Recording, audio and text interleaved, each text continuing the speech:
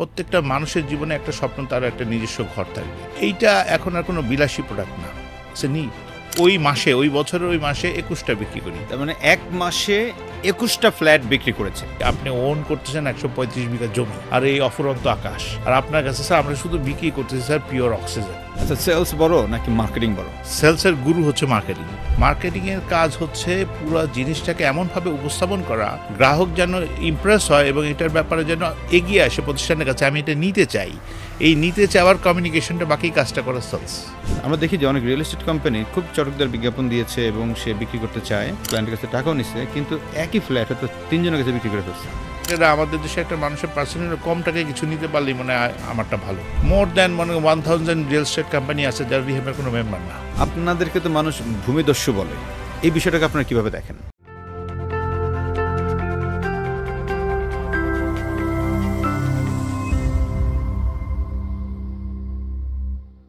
Real এস্টেটের বিক্রি really challenging. Bangladesh কেন, পৃথিবীর যে কোনো জায়গায় লাক্সারি পণ্য বিক্রি করতে গেলে আপনাকে কিন্তু অনেক কিছু জানতে হয়। সো কি জানতে হয়, আজকে সেই বিষয়টাকে আমরা একটু এক্সপ্লোর করব। বাংলাদেশের একটা স্বনামধন্য প্রতিষ্ঠান আপনারা সবাই চিনেন, রূপায়ণ হাউজিং রিয়েল এস্টেট লিমিটেডের সম্মানিত সিইও নান আদার দেন জনাব মিজানুর রহমান দেওয়ান স্যার আজকে আছেন আমাদের সাথে। আমরা প্রথমে যদি স্যারের কাছে একটু চলে যাই। স্যার, আসসালামু আলাইকুম। ওয়ালাইকুম আসসালাম। স্যার ভালো আছেন? জি আলহামদুলিল্লাহ ভালো আছি। রাইট, স্যারকে আজকে আমরা সাথে পেয়েছি। আপনাদেরকে একটু বলে রাখি, স্যারের প্রায় 29 বছরের অভিজ্ঞতা, এবং এই সময়টাতে স্যার শুরু করেছেন একেবারে ক্যারিয়ারের সেলসের জিরো থেকে মানে হচ্ছে যেটাকে আমরা বলি সেলস এক্সিকিউটিভ। সেখান থেকে চড়াই উতরাই পার করে করে করে করে স্যার হচ্ছেন এখন বাংলাদেশের একজন লেজেন্ড। বাংলাদেশে প্রায় 500-রও অধিক মানুষ স্যার নিজের হাতে তৈরি করেছেন এই রিয়েল এস্টেটে। নট অনলি দ্যাট, রিহ্যাব, বাংলাদেশে যারা হর্তাকর্তা, রাইট, এই রিহ্যাবে স্যার ছিলেন ট্রেজারার হিসেবে, এবং তার নিজের হাতে লেখা code of conduct, did agreement, এরকম আরও অসংখ্য জিনিস। আজকে আমরা পুরো সময় জুড়ে স্যারের কাছ থেকে 3টা বিষয় জানব। নাম্বার 1, সেলসের মানুষ রিয়েল এস্টেটে যারা কাজ করে তারা কিভাবে ভালো করে বা কিভাবে ভালো করা উচিত, নাম্বার 1। নাম্বার 2, যারা এনাদেরকে আবার চালান, এই সেলসের মানুষদেরকে লিডার পর্যায়ে আছেন, তারাই বা কিভাবে ভালো করতে পারে, কিভাবে আগালে তার ক্যারিয়ারটাকে গ্রো করতে পারে, সেই বিষয়টা নিয়ে আমরা কথা বলবো। এবং থার্ড থিংস, আমরা কথা বলবো যারা মালিক পর্যায়ে আছেন, নিজেই ওনার, তারাই বা কীভাবে কোন স্ট্র্যাটেজি সেট করলে এই রিয়েল এস্টেট সেগমেন্টে তিনি অনন্য পর্যায়ে যাবেন। বিকজ দেওয়ান স্যারের অনেকগুলো রেকর্ড আছে। আমি যদি একটা রেকর্ড আপনাদেরকে এখনই বলি, যেমন উনি এডিডিএলে 3টা প্রজেক্ট যখন ছিল সেখান থেকে 50টা প্রজেক্টে নিয়ে গেছেন। স্যারের নিজস্ব একটা প্রতিষ্ঠান এলিয়ান, সেখানে উনি 56টা প্রজেক্ট কমপ্লিট করেছেন। This a huge. সো আমি আর দেরি না করে স্যারের কাছে আজকে চলে যেতে চাই। স্যার, প্রথম প্রশ্ন যদি আপনাকে করি, আপনি ফার্স্ট তো আপনার ক্যারিয়ার শুরু করেছিলেন অ্যাজ এ সেলস এক্সিকিউটিভ, আমি যতটুকু শুনেছি একটা ট্রেডিং কোম্পানিতে, তখন আপনি বিকমের স্টুডেন্ট। সো আমরা বাংলাদেশে অনেক ছাত্র আছে যারা আসলে চাকরি করতে চায় না, কিন্তু আপনি এই সময়টায় কেন চাইলেন এবং ওই জবটা কি আসলে আপনাকে কন্ট্রিবিউট করেছে কিনা? হ্যাঁ, থ্যাংক ইউ। আসলে ইটস এ লং জার্নি, অনেক বছর আগের কথা, তো তারপর স্মৃতিচারণ করছে এবং বলছি। আসলে রিয়েল এস্টেট প্রফেশন শুরু করার আগে আমি অন্য কিছু প্রফেশনের সাথে যুক্ত ছিলাম। তখন actually that was part time base, because আমি তখন স্টুডেন্ট ছিলাম। তো আমার প্রফেশনাল রিয়েল এস্টেট কেরিয়ারটা শুরু হয় ওয়েস্টার্ন ডেভেলপার্স লিমিটেড থেকে। এটা ইন দ্য ইয়ার 1996-এ। 1996-এ আমি প্রথম সেখানে জয়েন করি অ্যাজ এ ম্যানেজার মার্কেটিং। ওই সময় বাংলাদেশের রিয়েল এস্টেটে ম্যানেজার সেলস বলে কোনো পদ ছিল না। যিনি ম্যানেজার মার্কেটিং, উনি সেলস করতেন, উনি মার্কেটিংয়ের দায়িত্ব পালন করতেন, এবং আরও অন্য দায়িত্বগুলো আমরা পালন করতাম। তো ওয়েস্টার্ন ডেভেলপার্স লিমিটেড হচ্ছে আমার প্রথম রিয়েল এস্টেট কোম্পানি, যেখানে আমার কর্মজীবন শুরু হয়। ওইখানে একটা মজার ব্যাপার আছে, আমাদের যে brigadier retired HM. Abdul Momen sir, আমাদের রিহ্যাবের অন্যতম ফাউন্ডার চেয়ারম্যান ছিলেন। উনি ছিলেন এই কোম্পানির চেয়ারম্যান। আর লেফটেন্যান্ট কর্নেল আইনসুর রহমান ছিলেন হচ্ছে আমাদের ম্যানেজিং ডিরেক্টর। স্যার, আমার এখানে একটা প্রশ্ন হচ্ছে যে আপনার প্রথম দিনের কোনো স্মৃতিচারণ, যেটা মানে হয় না মানুষের যে প্রথম দিনের কথা মনে থাকে অনেকের কাছেই, সো এমন কোনো বিষয় আছে যেটা আপনাকে এখনও আসলে নিজের কাছে মনে হয় ইয়াস, এটা বলার মতো একটা জিনিস? নিশ্চয়ই, আসলে এটা মানে প্রথম প্রেমের মতো বিষয়টা এরকম আমার কাছে খুব স্মরণীয়। ফার্স্ট ডে আমি জানতাম যে আমার যে ইন্টারভিউ হোল প্রসেস হয়েছিল, সেই প্রসেসের মধ্যে আমার এমডি সাহেবের সাথে কোনো দেখা হয়নি, এক্সিকিউটিভ ডিরেক্টর ডিরেক্টর সাহেবই সব কিছু করেছিলেন। তো আমি অ্যাকচুয়ালি জানতাম যে আমার যে চেয়ারম্যান স্যারকে ফেস করব, যেহেতু উনি একজন কর্নেল, তো ওনাকে ফেস করতে হলে আমাকে ওই ধরনের প্রস্তুতি নিতে হবে। তো আমি ফার্স্ট ডেতে যখন আমাকে মাননীয় এমডি মহোদয় ডাকেন, lieutenant colonel Anisur Rahman sir ডাকেন, আমার মনে হয় যদি স্যার যদি দেখেন তাহলে হয়তো স্যারও এটা রিকল করতে পারবে। তো আমি যখন তার সাথে প্রথম দেখা করি, তো আমাকে বললো আপনি নোট নেন। নোট নেন? আমি তখন নোট নেওয়া শুরু করলাম। তো উনি যে নোটগুলো দিলেন, পরে যখন নোটগুলো লেখা শেষ হলো দেখলাম আমাকে উনি মোট 15টা নোট দিয়েছেন। 15টা নোট দিয়েছেন এবং উনি বললেন যে এই 15টা কাজের রিপ্লাই আপনি বিকেল 4টার সময় আমাকে বলবেন। মাই গুডনেস, মানে প্রথম দিন জয়েন করলেন আপনি, 15টা নোট, এটা আবার বিকাল 4টার মধ্যে আপনাকে জানাতে হবে? জি জি, এক্স্যাক্টলি। তো উনি বললেন যে আপনি বিকেল 4টা বাজে আমাকে দেখা করেন। তো দেন আমি আমার টেবিলে আসলাম। তো আমি তখন আসলে নোটগুলো সব যা যা লিখেছি তখন তো শুধু লিখেছি, তারপর পড়া শুরু করলাম। দেন ওই অফিসের একটা পিয়ন ছিল, ছেলেটার নাম ছিল রাজা। তো আই কল হিম যে আসো। তো আসার পরে বললাম যে আচ্ছা যে এইভাবে তুমি ফাইল টাইল বের করো। তো ইটস এ লং স্টোরি। তো সারাদিনে আমি দেখলাম যে ওইখানে আমাকে যে কাজগুলো দেওয়া হয়েছিল আমি ঠিক করছিলাম যে কোনগুলো আমি পাচ্ছি, কোনগুলো আছে। এটা অনেক ধরনের ইস্যু ছিল, যে একজনের কাছে টাকা পাওয়া যাবে, কারো লোন ইস্যু আছে, কারো দেখা যাচ্ছে ডিড হয়নি, কারো আছে তার ফলো আপ কল আছে। তো এই ধরনের অনেকগুলো বিষয় আছে, সব মিলে 15টা কাজ। তো আমি একটার পর একটা করতে থাকলাম। ওই ব্যস্ততা, আমি জানি যে এত ব্যস্ততার মধ্যে হয়তো আমি কোনো স্কিপ করতে পারি, এই জন্য বারবার আমি নোটগুলো দেখছিলাম। এবং ওই দিন আসলে আমি লাঞ্চ করিনি এবং আমি এই কাজ করতে করতে যখন আমার প্রায় বেলা 3টা বেজে গেল, তখন আমি দেখলাম যে আমার মোটামুটিভাবে কাজগুলো আমি গুছিয়ে ফেলেছি, কিন্তু ওইখানে 3টা ইস্যু আছে, আমি কোনোভাবে এটাকে ট্রেস করতে পারছি না। দ্যাট মিনস আমি অলমোস্ট 12টা রিচ করে ফেলেছি, বাট ওই 3টা আমি কাগজপত্র কোনো কিছু পাচ্ছি না। তারপরে আমি আবার ওগুলো চেক ব্যাক করতে করতে দেখলাম যে না, এগুলোর কাছে আসলে কারোর কাছে কোনো ইনফরমেশন নাই। তো যাই হোক, ফাইন। তারপরে আমি প্রস্তুতি নিয়ে ওইভাবেই যা যা আছে সব কিছু গুছিয়ে আমি 4টার সময় তার রুমে গেলাম। তো একটু ভীত সন্তুষ্ট, বুঝতেই পারেন যে আসলে 15টা কাজ দিয়েছে, এখন কি হবে। তো উনি তখন আমাকে একটার পর একটা জিজ্ঞেস করতে থাকলেন, আমি বলতে থাকলাম। তো তারপরে যেটা হওয়া সেটি হলো, বললাম যে আসলে 15টার মধ্যে আমি আসলে 12টা পেরেছি, আর 3টা স্যার আমি কোনো কিছু পাইনি। তো ওনার টেবিলটা ছিল একটু এল শেপের। তো উনি করলেন কি, চেয়ার থেকে দাঁড়িয়ে গেলেন এবং উনি জাস্ট টার্ন করে আসছিলেন। তো আমি তখন আসলে প্রচণ্ড রকম ভীত সন্দেহ উনি কি আমাকে মারবে টারবে কিনা, কর্নার। তো যাই হোক, এখন তো উনি আমার সামনে আসলেন, আমিও দাঁড়িয়ে গেছি বাই দিস টাইম। উনি করলেন কি, আমাকে খুব জাপটে ধরলেন। উনি খুবই শক্তিশালী মানুষ, আমাকে একদম জাপটে ধরে একদম তোলার মতো করে বললো যে মিজান, আপনাকে দিয়ে হবে। ওনার ওয়ার্ডটা ছিল আপনাকে দিয়ে হবে। তো আমাকে খুব জড়িয়ে দিয়ে বসে আমাকে বললো, মিজান আপনি বসেন। উনি আমার চেয়ার টেনে দিলেন, আমাকে বসালেন। বসিয়ে বললেন যে আপনার ওই চেয়ারে এর আগে অনেকেই এবং আমাদের বিভিন্ন বাহিনীরও বিভিন্ন দায়িত্ব পালন করেছে, but you are the first civilian, এরকম কারিজের ছেলে আমি কখনো পাইনি। আমার মনে হয় আপনাকে দিয়ে আমার কাজ হবে, আপনি পারবেন। তো এইটা হচ্ছে স্যারের কনফিডেন্ট। আর আমি বাকিটা জীবনে রিয়েল এস্টেটে যা করেছি, আমার মনে হয় আমি কাজ শিখেছি, তার থেকে খুব ভালো কাজও শিখেছি, কিছু মন্দ কাজও শিখেছি। এটা দুইটাই ওনার কাছ থেকে পা। ওকে, সো আমরা যেটা যদি এখান থেকে চিন্তা করে দেখি যে আপনি ফার্স্ট যে কাজটা করেছেন, যে অ্যাসাইনমেন্ট যা দিয়েছে ওই অ্যাসাইনমেন্টটা ট্রুলি ফুলফিল করতে চেয়েছেন এবং অ্যাড্রেস করা। আপনি যে অ্যাসাইনমেন্টটাকে করতে পারেন না সেটাকেও আপনি ওনার সামনে তুলে ধরেছেন, আপনার কারেজের পরিচয় দিয়েছেন এবং ফার্স্ট যে একটা ইন্সপিরেশন আপনি পেলেন ওনার কাছ থেকে যে ইয়াস আপনাকে দিয়ে হবে, এটা কিন্তু আপনাকে অন্য লেভেলে মোটিভেট করেছে। তার মানে এখান থেকে আমরা যারা দেখছি তাদেরকে একটা মেসেজ দিতে চাই। দেখেন, প্রথম দিন যখন আপনার কোনো কলিগ জয়েন করে এবং সেটা হোক কোনো ছোট একটা অ্যাচিভমেন্ট, সেই অ্যাচিভমেন্টের ওই জায়গাটা যদি আপনিও তাকে একটু ইন্সপায়ার করতে পারেন, ওই দিনের কথাটা কিন্তু সে মনে রাখবে এবং তার মধ্যে একটা আলাদা ইন্সপিরেশন কাজ করবে, যেটা তাকে অন্য জায়গায় নিতে হেল্প করবে। আমরা বাংলাদেশের চিত্র দেখি যে উল্টোটা, বলে যে বাসর রাতেই বিড়াল মারতে হয়, এই মর্মে প্রথম রাতেই বা প্রথম দিনেই অনেক চাপাচাপি শুরু করে দেয়। বাট হ্যাঁ, সব কলিগ সবার না, সবাই হয়তো বা দেওয়ান স্যারের মতো না, যার কারণে অনেকে আছে যে এটাকে আবার একটু মিসগাইড করে ফেলে বা মিসলিড হয়ে যায়। সো সেই জায়গা থেকে একটা মেসেজ যে প্রথম দিনটা যেন আমরা ভালো করে করি। স্যার, যদি আমি আপনাকে পরে আরেকটা প্রশ্ন করি, ধরেন বর্তমানে যারা রিয়েল এস্টেট সেলসে কাজ করছে, আপনি যেহেতু রিপয়েন্ট আছেন, আপনারও প্রচুর কলিগরা কাজ করে এবং আমি যতটুকু আপনার সাথে কথা বলে শুনেছি আপনি প্রায় 4 থেকে 500 কলিগ আপনার হাতে তৈরি করেছেন। মানে সেলসের, রিয়েল এস্টেটের সেলসের আর অন্য সেলসের মধ্যে পার্থক্যটা কোথায় আসলে আপনার কাছে কী মনে হয়? আসলে লাইফের তো একটা লম্বা জার্নি হয়েছে, being a entrepreneur, being a কোম্পানির সর্ব পজিশনে থাকা, বিইং এ সিইও, রূপায়ণ হাউজিং এস্টেট লিমিটেডের মতো বাংলাদেশে একটা শিশু রিয়েল এস্টেট প্রতিষ্ঠানের দায়িত্ব পালন করা। তো এই জার্নিতে বিভিন্ন সময় বিভিন্ন প্রফেশনালদের সাথে কাজ করার সুযোগ হয়েছে। আমার সান্নিধ্য তারা পেয়েছে, যতটা আমরা শিখেছি সেটাকে শেখানোর চেষ্টা করেছি। আসলে মানে সময়টা যাচ্ছে একটু অস্থির, বিকজ জিনিসটা হচ্ছে যে আগে যারা সেলস প্রফেশন হতো তারা অনেক কষ্ট করে অনেক কিছু শিখতে হতো, তাদেরকে অ্যাডাপ্ট করতে হতো যে how to make a sale. But এখনকার ডিজিটাল যুগ, যে কেউ হঠাৎ করে একটা ইউটিউবে কোনো কিছু চাইলে সাহায্য পায়।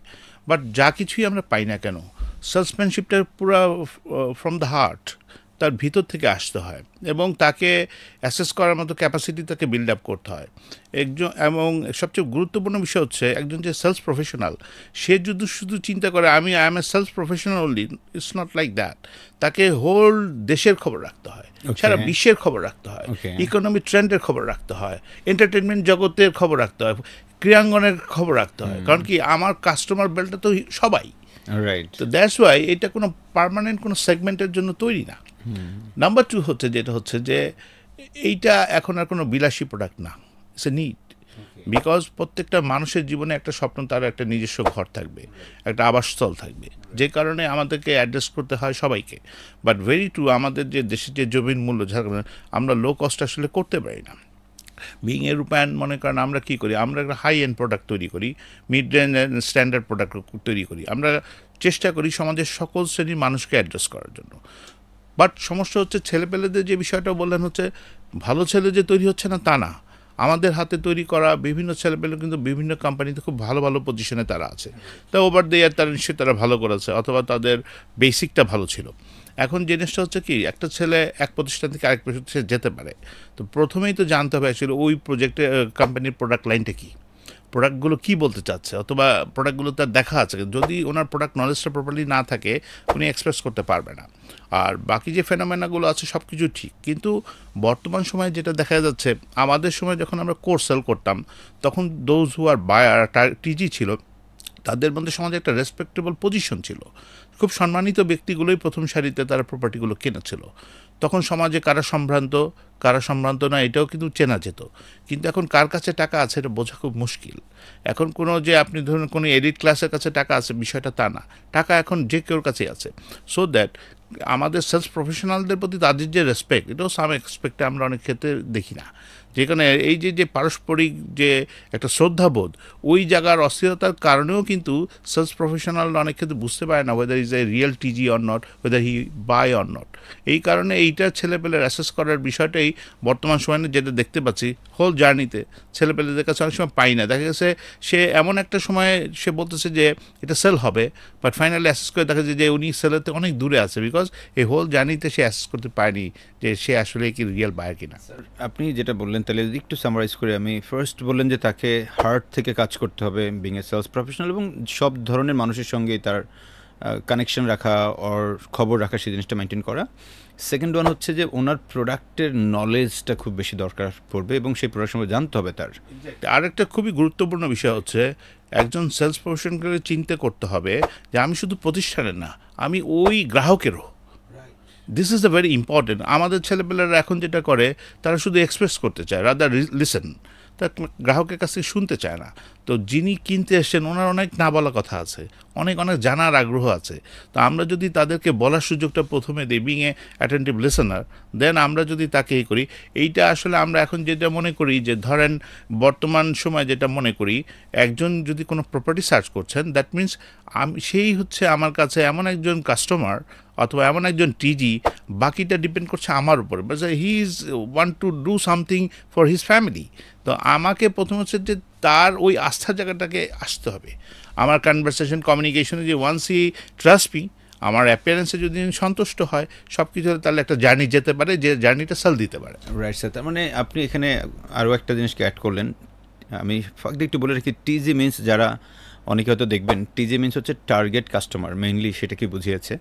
সো আমার টার্গেট কাস্টমারকে আমি যত বেশি ভালো লিসেনার হব, মনোযোগী হয়ে শুনবো, তত বেশি হচ্ছে যে আমি তার ভিতরে ঢুকতে পারবো, তার আস্থার জায়গায় ঢুকতে পারবো।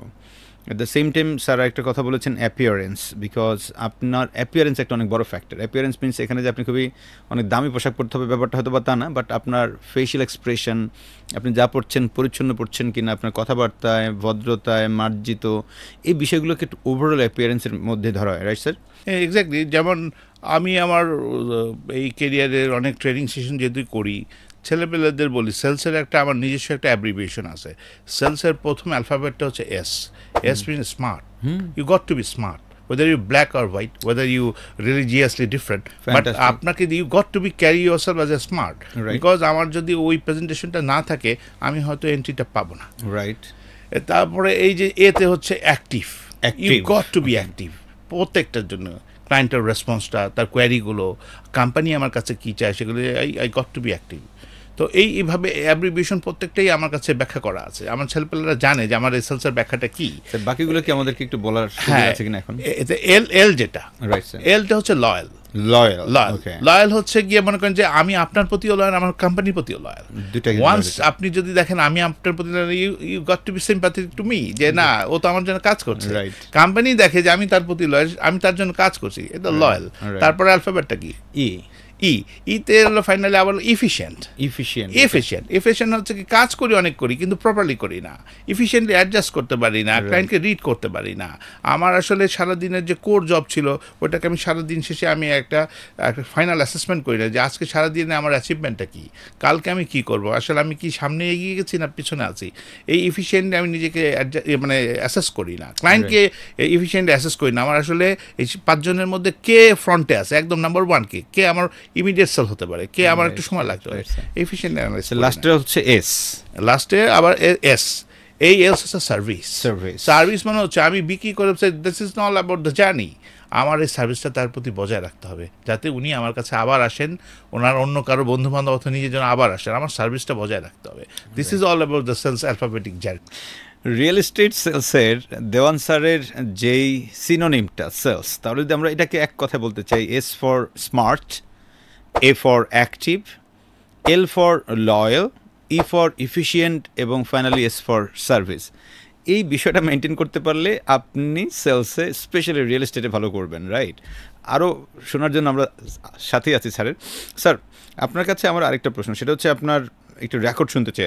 আমি যতটুকু জানি আপনার ডেফিনেটলি আপনি এই পর্যন্ত এসেছেন, অনেক রেকর্ড ছাড়া আসেন নাই। রেকর্ড মিনস হচ্ছে যে এক মাসে আপনার হাইয়েস্ট কত সেলস করেছেন আপনার টোটাল ক্যারিয়ারের সেলসে থাকা অবস্থায়, যে আপনি এক মাসে আমি এতগুলো ফ্ল্যাট বিক্রি করছি, এরকম কোনো রেকর্ড আপনার আছে কিনা? হ্যাঁ আছে, আমার একটা রেকর্ড আছে, বিকজ প্রফেশনটা শুরু হয়েছে as a sales professional. Right. আমি যখন ADDL apartment design and development লিমিটেডের যখন আমি ম্যানেজার মার্কেটিং, দ্যাট টাইম আসলে ম্যানেজার সেলস বলতো না, মার্কেটিং বলতো। দেন আফটার আমি ওখানের জিএম হয়েছিলাম কোম্পানির। ওই সময় আমাদের রিহ্যাবের একটা ফেয়ার হয়, তখন আমরা ওই ফেয়ারে পার্টিসিপেট করি। তখন কিন্তু আমি রিহ্যাবের মানে ট্রেজারার না, তখন আমি জাস্ট আমার লাইফের ওই স্টেজে। তো আমাদের ওই ফেয়ারটা হয়, ওই ফেয়ারে তখন রিহ্যাবের ফেয়ার হতো 3 দিনের।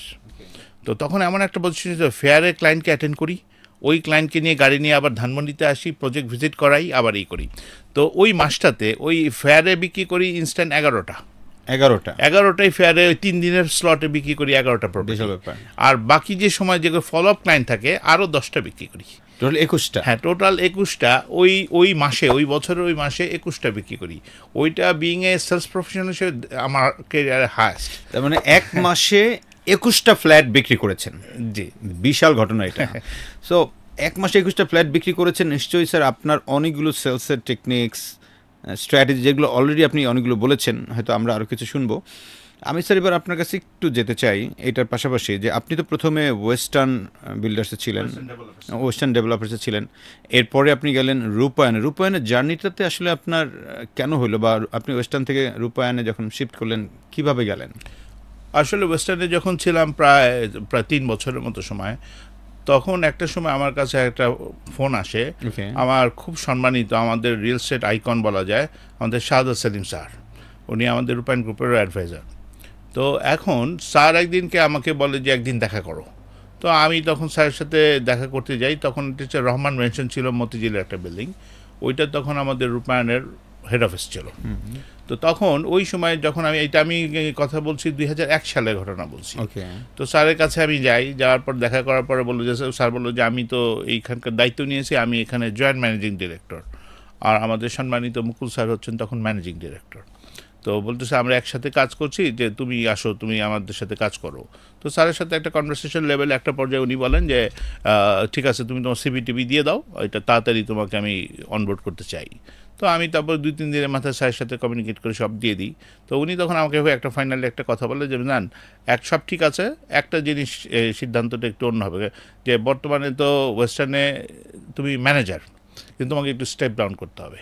তাই বললাম স্যার বলেন আপনি, বলে যে তোমাকে অ্যাসিস্ট্যান্ট ম্যানেজার হিসেবে জয়েন করতে হবে, কারণ বিকজ তোমাকেও একটু সময়ে এটা যেহেতু একটা জার্নি থাকবে, তুমি একটু প্রুফ করো।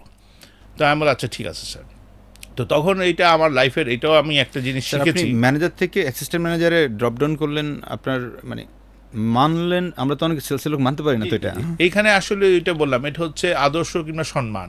আমি যাকে আইকন মানি, আমি মানলে তার প্রত্যেকটা কথাই আমাকে শুনতে হবে। আমি যদি তাকে মনে করি উনি আমার গুরু অথবা আমার teacher, teacher is always right, I am তো স্টুডেন্ট। তো টিচার যদি বলে, তার মানে উনি তখন দেখতে পেয়েছিলেন যে না, এইটাতে করলে তাহলে আমার মধ্যে একটা ক্ষুধার সৃষ্টি হবে। এবং আমি সত্যিকারে বলি, ওই সময়টা টেনিউরটা আমি খুব কম সময় কাজ করেছি, যতটুকু কাজ করে ডেডিকেশন করেছি। আর এইটাই আজকে আমি সবাইকে বলবো, ওই সময় স্টেপ ডাউন করা, আমি যখন অ্যাসিস্ট্যান্ট ম্যানেজার হিসেবে 2001-এ জয়েন করেছিলাম, খুব অল্প সময় কাজ করেছিলাম। আমি কিন্তু রূপায়ণে আবার ম্যানেজিং ডিরেক্টর হিসেবে দায়িত্ব পালন করেছি প্রায় 3.5 বছর। আর বর্তমান সময়ে আমি সিইওর দায়িত্ব পালন করছি রূপায়ণ হাউজিং স্টেট লিমিটেড। তাতে বোঝা যায় যে স্টেপ ডাউন আসলে খারাপ কোনো বিষয় না। পরিবেশ পরিস্থিতি, আমি আমার যে ভিতরে যা কিছু আছে, আমি আমার কাজের মাধ্যমে সেটা প্রকাশ করতে পারবো, কোনো আইডেন্টিটি দিয়ে নয়। স্যার এখানে আমি আমার দর্শকদের জন্য একটা বিষয় একটু বলে রাখি, সেটা হচ্ছে যে স্যার ম্যানেজিং ডিরেক্টর হয়েছেন, এখন সিইও হিসেবে আছেন। অনেকের কাছে প্রশ্ন আসতে পারে যে ম্যানেজিং ডিরেক্টর হয়ে আবার সিইও কেন? রূপায়ণে রাইট নাও এমডি পোস্টটাই নাই, এটা সিইও হিসেবেই ট্রিট করা হয়। এটা একটা। সেকেন্ড ওয়ান, যে একজন মানুষ নিজেকে কতটুকু স্ট্রেংথ বলেন বা মানসিক শক্তি বলেন ওই জায়গায় নিলে অ্যাসিস্ট্যান্ট ম্যানেজার সেলস থেকে ওই কোম্পানির এমডি পর্যন্ত হতে পারে বা সিইও হিসাবে সার্ভ করছেন, ইটস হিউজ। এবং স্যার আপনার একটা কথা আমাকে খুব ভালো লাগছে, যে আমি যাকে মেন্টর মানছি বা আমি যে আমার গুরু, উনি আমার অনেক জিনিস ভালো জানেন।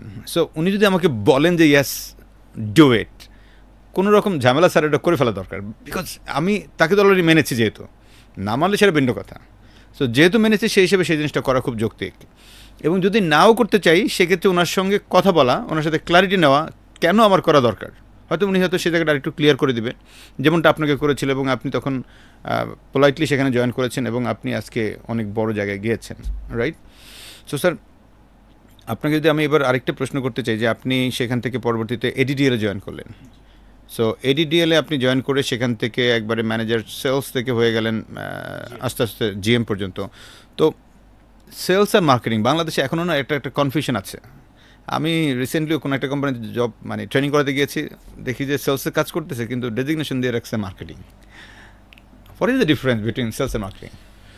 খুব সুন্দর প্রশ্ন। বিষয়টা হচ্ছে, আমি প্রথমে বলি, এই জন্য আমি আমার কৃতজ্ঞতা এবং আমি বলি এবং আমার মাধ্যমে দর্শকদেরকে জানাতে চাই, বাংলাদেশে প্রথম এই জিনিসটা আইসোলেটেড করে হচ্ছে আমাদের রূপায়ণ গ্রুপের মাননীয় চেয়ারম্যান স্যার মুকুল স্যার, প্রথম এটা ডিফারেন্সিয়েট করেন। প্রথমে রূপায়ণই বাংলাদেশে প্রথম যে এখানে করে যে ম্যানেজার মার্কেটিং, ম্যানেজার সেলস, দুইটা আইডেন্টিটি। এখানে যেটা হচ্ছে যে আমরা যারা সেলস প্রফেশনের সাথে জড়িত আছি, তাদের মেন কাজ হচ্ছে সেলসটা করা। আর those who are involve with the marketing, তাদের কাজ হচ্ছে সেলসের এই প্রফেশনালরা যেন খুব সহজভাবে প্রোডাক্টটা বিক্রি করতে পারে, তার জন্য যা যা আয়োজন করা, প্রোডাক্ট প্যাকেজিং করা, প্রোডাক্টটাকে ট্যাগলাইনে দাঁড়া করানো, প্রোডাক্টটাকে ফোকাস করা, এটার সেলিং এলিমেন্টসগুলো কী কী আছে, অ্যাডভান্টেজ কী কী আছে, এবং এটার মধ্যে আমার গ্রাহকরা আর কী কী বেনিফিট পেতে পারে, এই জিনিসটাকে মূল প্রোডাক্টটাকে ফোকাস করার দায়িত্ব হচ্ছে মার্কেটিংয়ে। এবং all through the nation and internationally এটাকে প্রমোট করা, সবাইকে জানানো যে আমরা এই কাজটা করছি অথবা এই প্রোডাক্টটা আপনার জন্য দিচ্ছি। তো এই টোটাল কাজটা হচ্ছে মার্কেটিংয়ের কাজ। মার্কেটিংয়ের কাজ হচ্ছে পুরো জিনিসটাকে এমনভাবে উপস্থাপন করা, গ্রাহক যেন ইমপ্রেস হয় এবং এটার ব্যাপারে যেন এগিয়ে আসে প্রতিষ্ঠানের কাছে, আমি এটা নিতে চাই। এই নিতে চাওয়ার কমিউনিকেশনটা, বাকি কাজটা করা sales. Right sir. Sir recently আমি একটা ট্রেনিং করিয়েছি একটা বড় খুব স্বনামধন্য কোম্পানি, আমি নাম বলছি না। সো সেখানে আমি প্রশ্ন করেছিলাম, আচ্ছা সেলস বড় নাকি মার্কেটিং বড়? তো অনেকেই বলছে ইয়াস মার্কেটিং বড়, বাট ফিউ যারা বলছে না সেলস বড়। তো আমি ডাকলাম যে ভাই সেলস বড়, আসলে সেলস কি জিনিস, সেলস কি করে। তো এই যে আপনার কথাগুলো বলছে, এটার একটা মজার ব্যাপার আছে। আমার মাননীয় চেয়ারম্যান স্যার বলছে যে সেলসের গুরু হচ্ছে মার্কেটিং। এটা তার একটা হোল লাইফে তার he is a very wonderful journey. তা এই তার জার্নি থেকে সেই এক্সপিরিয়েন্সটা আমাদের সবসময় বলে। ডেফিনেটলি, কারণ মার্কেটিং একটা হোল থিং, লাইক একটা প্রোডাক্ট শুরু থেকে শেষ পর্যন্ত পুরো জার্নিটাই হচ্ছে মার্কেটিং। আর মার্কেটিং একটা ছোট পার্ট হচ্ছে সেলস, যদিও সেলস অনেক গুরুত্বপূর্ণ, বাট মার্কেটিং এর একটা ছোট পার্ট হচ্ছে সেলস। আমরা যারা সেলসে কাজ করি আমরা মনে করি না মার্কেটিং থেকে আমি সেরা, না আসলে তা না। Marketing it's a different game, but sales of course যে কোনো কোম্পানির জন্য মেইন প্রান্তেই হচ্ছে সেলস। তো এই প্রাণের জায়গাটাকে আমরা যত স্ট্রংলি সার্ভ করতে পারি ততই ভালো করি। স্যার, এই যে এডিডিএল থেকে আপনি জিএম হিসেবে হলেন, সো এই সময় আপনি দেখলাম যে প্রথমে এডিডিএল যখন জয়েন করলেন তখন মাত্র 3টা প্রজেক্ট ওনাদের রানিং ছিল। সেখান থেকে আপনি যখন ছাড়লেন ওই সময় পর্যন্ত 50টা প্রজেক্ট হ্যান্ডওভার করলেন।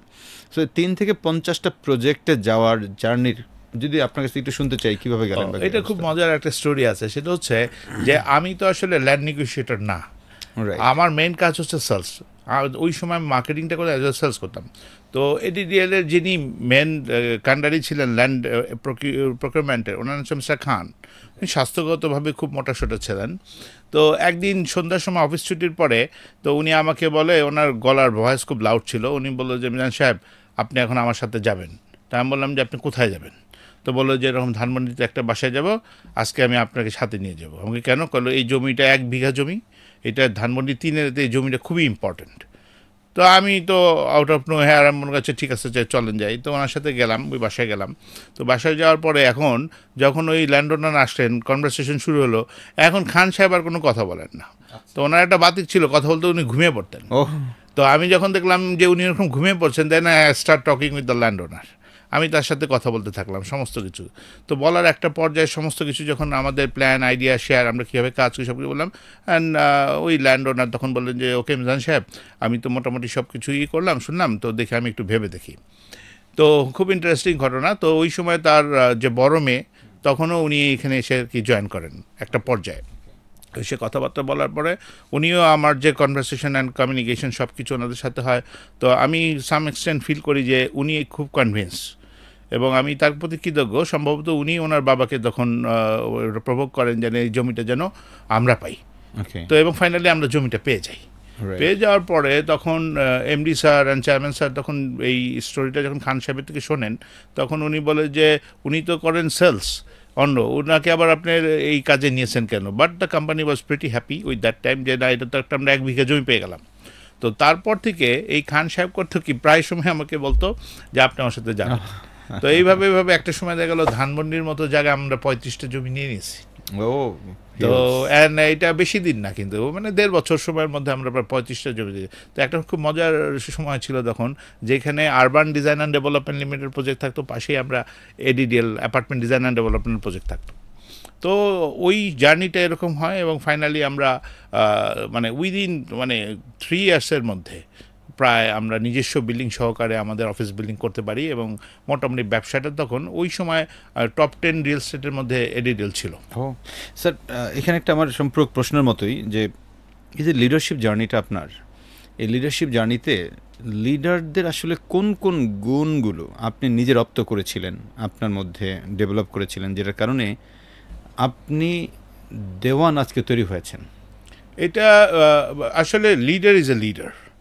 আমার যদি আপনি যদি বলেন যে আমার প্রথম লিডার যেহেতু সাদ্দাত সালিম স্যার, তার মাধ্যমে, তারপর আমার যে মুকুল স্যার, এখন স্টিল আমার যে স্যার, এর উপরে তো মানে লিডার হয় না, বাংলাদেশের টপ পোস্ট লিডার। তো আমার অ্যাকচুয়ালি রিয়েল এস্টেট তখন আইকন ছিল জনাব তৌফিক এম সিরাজ স্যার। তৌফিক এম সিরাজ স্যার যখন রিহ্যাবের প্রেসিডেন্ট ছিলেন, তো তখন আমাদের অ্যানুয়াল কনফারেন্স হতো, মিটিং হতো রিহ্যাবের। তো আমি তখন যেহেতু ওয়েস্টার্ন ডেভেলপার্সে ছিলাম, আপনাকে এর আগে বলেছি, তো তখন আমি ওয়েস্টার্ন ডেভেলপার্সে প্রতিনিধিত্ব করতাম। তো রিহ্যাবের তখন একটা রুলস ছিল, কোনো কোম্পানির সিনিয়র এমপ্লয়ি রিপ্রেজেন্টেটিভ হতে পারতো, যেটা এখন বর্তমানে আর নেই। তো আমি যখন কোনো একটা এজিএমে তখন ওয়েস্টার্নের রিপ্রেজেন্টেটিভ হয়ে যাই, তখন তৌফিক এম সিরাজ স্যার তখন স্পিচ দিচ্ছিলেন। তো উনি ওনার কেরিয়ার জার্নিতে বলেন যে উনি 30 বছর বয়সে শেলটেকের এমডি হন। তো ওই সময় আমার বয়স 30 হয়নি। তো উনি যখন এই কথা, আমি তাকে আইকন হিসেবে মন্ত্রমুগ্ধের মতো, সে কি বলে না বলে সব কিছু আমি তাকে ফলো করতাম, শুনতাম, এবং ওই সময় থেকে উনি আমাকে চিনত। এবং আমি মিটিংয়ে গেলে যখন তার সাথে হ্যান্ডশেক করতাম, উনি আমাকে খুব দোয়া করতো এবং আমাকে খুব পছন্দ করতো, কারণ জানতো আমি কোনো এমডি না, কোনো মালিক না। কিন্তু উনি, আমি যাতে কখনো মেন্টালি মানে বক ডাউন না হই, উনি আমাকে ইন্সপায়ার করার জন্য উনি আমাকে এই কাজগুলো করতেন। যে কারণে স্যারের সাথে আমার একটা ব্যক্তিগত সম্পর্ক ছিল দীর্ঘদিনের, অনেক স্মৃতি স্যারের সাথে। তো তাই হোক, তারপরে যেটা হচ্ছে ওইটা আমার ভিতরে খুব কাজ করতো, যে 30 বছর বয়সে স্যার হয়ে স্যার এরকম একটা রিয়েল এস্টেটের আইকন হয়েছে, আল্লাহ যদি আমাকে কোনো দিন তৌফিক দিত তাহলে আমি একবার চেষ্টা করতাম। তো ওই জিনিসটাই তারপরে কেরিয়ার একটা সময় ঠিক এক্স্যাক্টলি 30 বছর বয়সে I formed alien properties limited in the year 2004। এইটা আমার নিজস্ব কোম্পানি এবং আমি এইটার জার্নিতেই করি। আমি রিহ্যাবের একজন সক্রিয় সদস্য এবং এইভাবেই আমি বাকিটা সময় কাজ করে যাই ওই পরবর্তীতে। এবং বাই দ্য গ্রেস অফ আল্লাহ, আলহামদুলিল্লাহ, এলিয়ানের ব্যানারে আমার প্রায় 56টা প্রজেক্ট সাকসেসফুলি হ্যান্ড ওভার করা। হ্যাঁ, তো এটাও আসলে বলা, এটার অবদান আল্লাহ তাকে ব্যস্ত নসিব করে তৌফিক এম সাহেব আমার বুকের মধ্যে আমি সবসময় তাকে ধারণ করি। এবং আমি মনে করি বাংলাদেশ রিয়েল এস্টেটের ইন্ডাস্ট্রি, বিং ইন্ডাস্ট্রির জন্য ওনার যে চেষ্টার যে অবদান, এটা সর্বাগ্রে। ওনার কোন গুণটা আপনাকে সবচেয়ে বিমোহিত করেছে? Always smiling, smiling face. Always. এত প্রেশারের মধ্যে একটা মানুষ, কারণ তখন শেলটেক ইজ একদম দুর্দান্ত ফর্মে এবং উনি রিহ্যাবের তখন প্রেসিডেন্ট। তখন আমাদের রিহ্যাবের অনেক সমস্যা, আমাদের মেম্বার কম, সরকারের সাথে আমাদের প্রত্যেকটা দফায় দফায় বার্গেন, ইউটিলিটিজ অ্যান্ড আদার্স নিয়ে, রাজুক নিয়ে। বাট আমরা তখন ইনে বডি বেশি সংখ্যক ছিলাম না। এখন যখন আমাদের রিহ্যাবের মেম্বার সংখ্যা অনেক বেশি, কিন্তু তখন এত ছিল না। আর তখনকার সময় হচ্ছে যারা দায়িত্ব নিত তারা আসলে প্রচুর কাজ করতো, তাদের নিজের কোম্পানির ব্যবসা বাণিজ্য ফেলে তারা এই আমাদের এই ইন্ডাস্ট্রির জন্য কাজ করতো। তো যে কারণ হচ্ছে কি, এবং সবসময় স্মাইলিং, এবং সবচেয়ে বড় জিনিস হচ্ছে তখনকার যে কেউ তাকে অ্যাড্রেস করলে তাকে পেতো। ওকে, কানেকশনটা, অ্যাভেলেবিলিটি ফর দ্য মেম্বার্স, এটা এত ব্যস্ততার মধ্যে যে এটা সম্ভব, এটা আসলে মানে তার থেকে শেখা। আমরা বাংলাদেশে অনেকে একটু বস হয়ে গেলে আমি কি হনুরে, দেন দেখা যায় যে সে আর অন্যদেরকে খুব একটা পাত্তা দিতে চায় না, কানেকশনটা মেনটেন করে না। সেই জায়গাটা উনি অতুলনীয় ছিলেন। Sir, thank you so much. মাঝখানে স্যার আপনি একটা শব্দ ব্যবহার করেছেন, আমার কাছে মনে হলো যে শব্দটাকে একটু ক্লারিফাই করা দরকার। বক ডাউন একটা শব্দ ইউজ করেছেন স্যার। হোয়াট ইজ বক ডাউন বা বক ডাউন সেলস অনেকে বলে, সো বক ডাউন সেলস আসলে কি জিনিস? এটা ইন্টারেস্টিং বিষয় যে আমি আমার যত সেলস প্রফেশন সবাইকে বলি যে you got to be open chested. Open chested. আমার বুক যত বড় হবে তত আমি ধারণ করতে পারবো বেশি। তো এটার অর্থটা হচ্ছে যে আমাদের সেলসের ছেলেপেলেরা যেটা সাম এক্সটেন্ড করে, তারা আমাদের একটা প্যারামিটার আছে, এর বাইরে তুমি যেতে পারবে না। আমাদের ছেলেপেলেরা একটা ক্লায়েন্টের সাথে অ্যাটাচমেন্টে এমন পর্যায়ে যায়, একটা ব্যক্তিগত পর্যায়ে চলে যায়, তার প্রফেশনের বাইরে চলে যায়। তখন দেখা গেলো যে কাস্টমারের বাসায় যায়, তার সাথে সম্পর্ক করে, কাস্টমারের সাথে তার সম্পর্ক তুই তাকারিতে চলে যায়। তো তখন হয় কি, ওই ক্লায়েন্টটা আমার ছেলেটাকে যে কোনো সময় রিফিউজ করতে পারে, আমি নিব না। কারণ হচ্ছে সীমা লঙ্ঘন করে তার এত অ্যাটাচমেন্টে গেছে যে উনি মনে করে ওকে রিফিউজ করলে তো কিছু যায় আসে না। তো এই জন্য আমি সবসময় বলি যে সেলস করতে গেলে তুমি বকডাউন হতে যেও না, বারবার ক্লায়েন্টকে প্রভোগ করা, স্যার আপনি নেন, স্যার আপনার সাথে কবে দেখা করবো, এই যে রিপিটেডলি। আমি তো ক্লায়েন্টকে অ্যাসেস করতে পারছি না actually whether is ready or not, সে কি আমার কনভারসেশন অথবা আমার প্রতি আগ্রহ আছে কিনা কথা বলার, অথবা আমারটা নিতে চাই কিনা। তো তখন এটা হয় কি, ছেলেপেলেরা যখন এটা রিপিটেডলি ক্লায়েন্টকে একটা শব্দ হয়ে যায় disturb, I feel disturb, annoyed, ওই লেভেলে যখন যে ক্লায়েন্ট, তো তখন আর গ্রাহক থাকে না। তো এই জন্য আমার ছেলেদের বলা যে তুমি কখনো বক ডাউন হও না। আর সবচেয়ে বড় হচ্ছে সব ক্লায়েন্টই সম্মানিত, কিন্তু আমাকে বুঝতে হবে আমি একটা প্রতিষ্ঠানের কর্ণধার হিসেবে তাকে রিপ্রেজেন্ট করছি। I represent my company. তো আমার কোম্পানিটা পুরো প্রজেক্টটা বানিয়েছে, I am bigger than you, you are part of that, but you are so respected. তো যে কারণে হচ্ছে কি, রেসপেক্টের আমার একটা মাত্রা থাকতে হবে। আমি এমনভাবে পায়ে লুটিয়ে পড়বো না যে দুদিন পর আমার পজিশনটাকে আমি ইগনোর করতেছি। তো যে কারণে আমি যেটা মনে করি, you should be open chested but not bog down sales profession.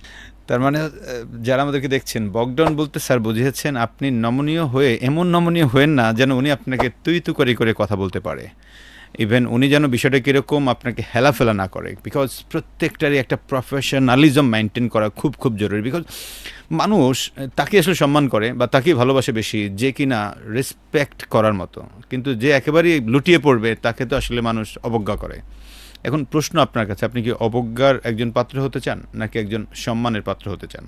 So সম্মানের পাত্র হতে চাইলে অবশ্যই আপনাকে রেসপেক্টের জায়গাটা আপনার চেস্ট আপ করে, তথাপি বড় করে মুভ করা, এবং সেইখানে প্রফেশনালি যতগুলো কথা আছে সেগুলোকে মেনটেন করতেই পারেন।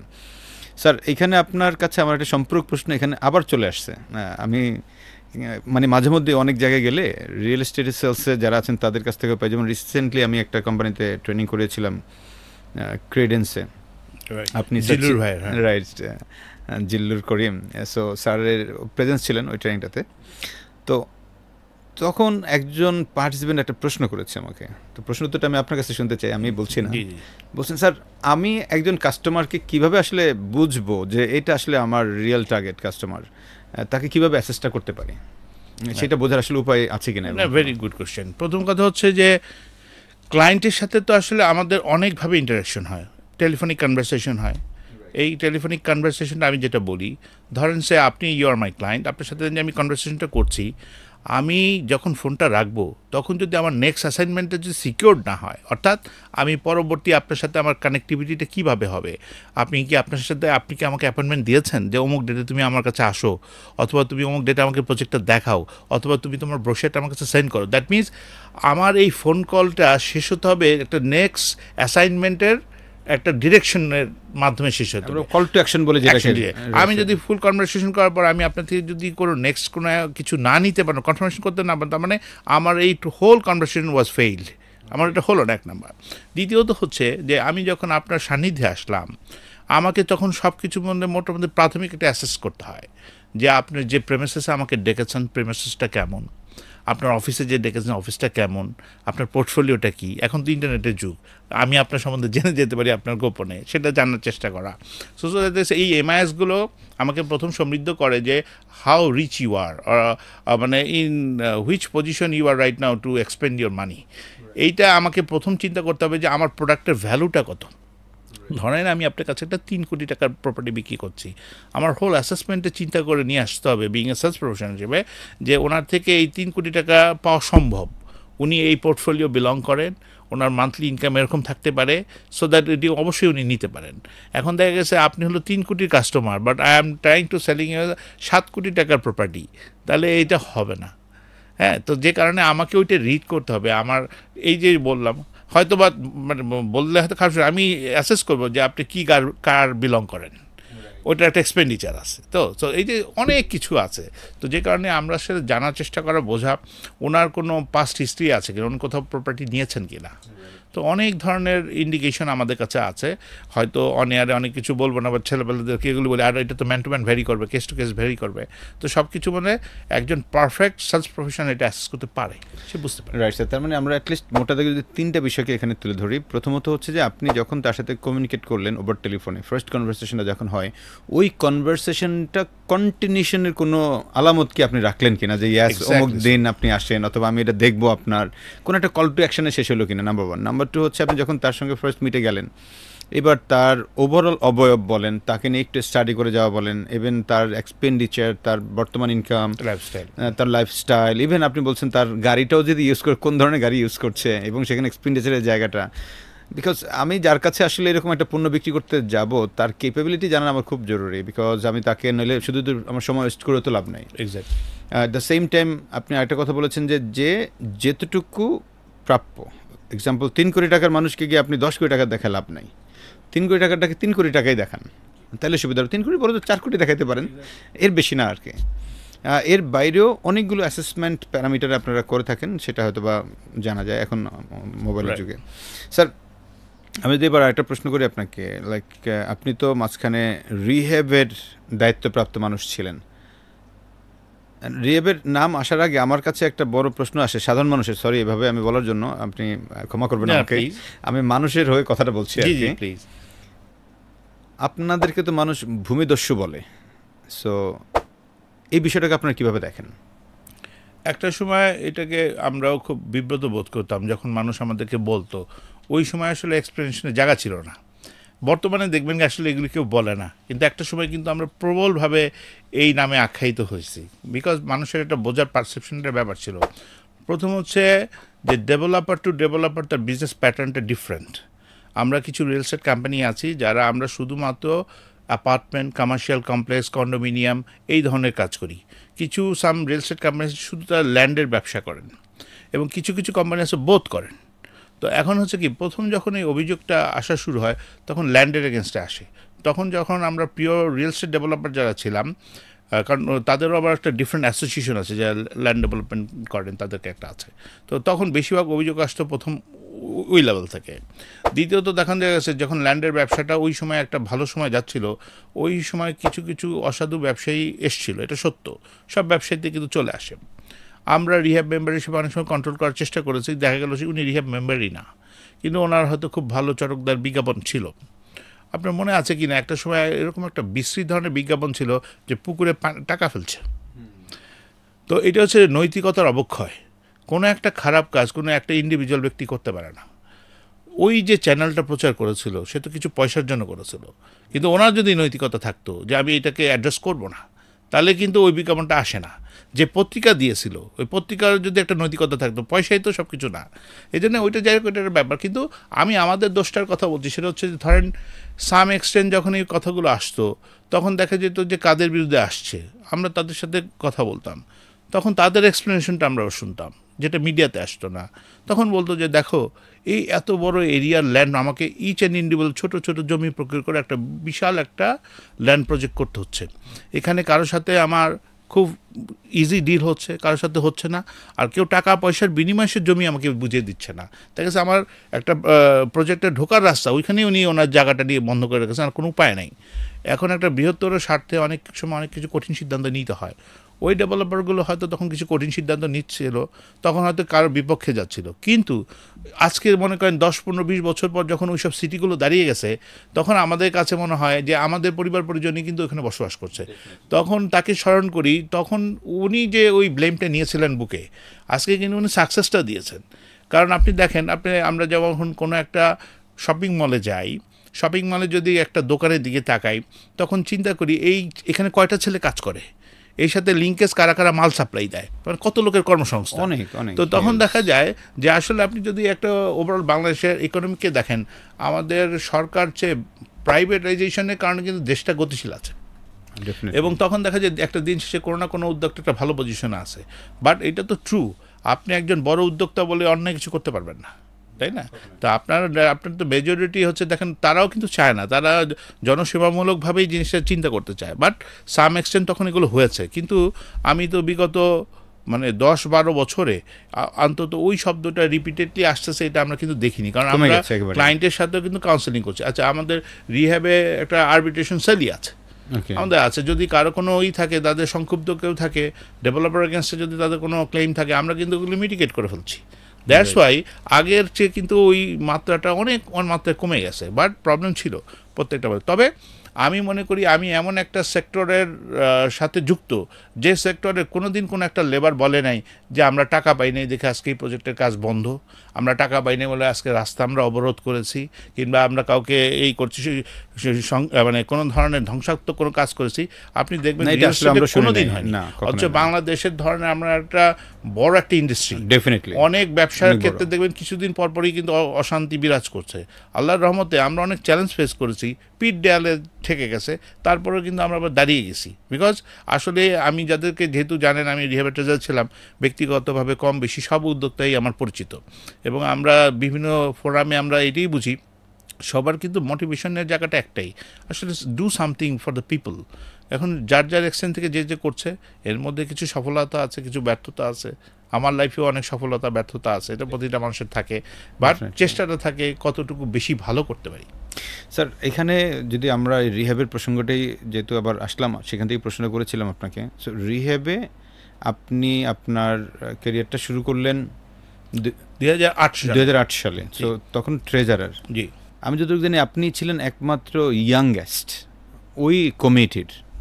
তো একেবারে উঠতি একজন মানুষ, হ্যাঁ, সবচেয়ে জুনিয়র, সে ওইখানে কন্ট্রিবিউট করছেন। আপনার সিগনিফিকেন্স কী ছিল সেখানে আসলে?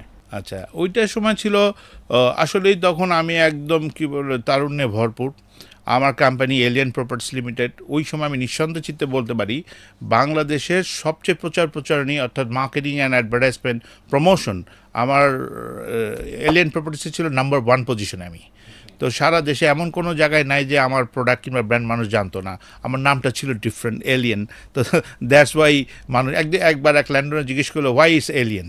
তো আমি বললাম the process one is suppose to alien to others. বললো কীরকম বলেন? আমি বললাম যে আপনি জমির মালিক, আপনার জমিটা আমি বিং এ ডেভেলপ করি, I am suppose to alien to you, and আমি বিক্রি করি এটা থার্ড মানুষের কাছে, he is suppose to alien to me, the whole system is alien, that's why I am Alien Properties Limited. তো যাই হোক, এটা আর কি ওইভাবে আর কি বলা। তো আসলে রিহ্যাবের যে এই জার্নিটা ছিল আসলে ওই সময়ের জন্য খুবই গুরুত্বপূর্ণ। আর ওই সময় যারা আমার খুব সৌভাগ্য হয়েছে, আমি তৌফিক এম সৈয়দ স্যারকে পেয়েছি, আমি ইঞ্জিনিয়ার আউয়াল স্যারকে পেয়েছি, আমি মোকাররম হোসেন খান সাহেবকে পেয়েছি, আমি তানভীর হক প্রবাল সাহেবকে পেয়েছি। সো আমি কিন্তু অনেক ভালো ভালো প্রেসিডেন্টের সাথে কাজ করেছি, যেহেতু আমি প্রায় 2008 থেকে 14 সাল পর্যন্ত ছিলাম।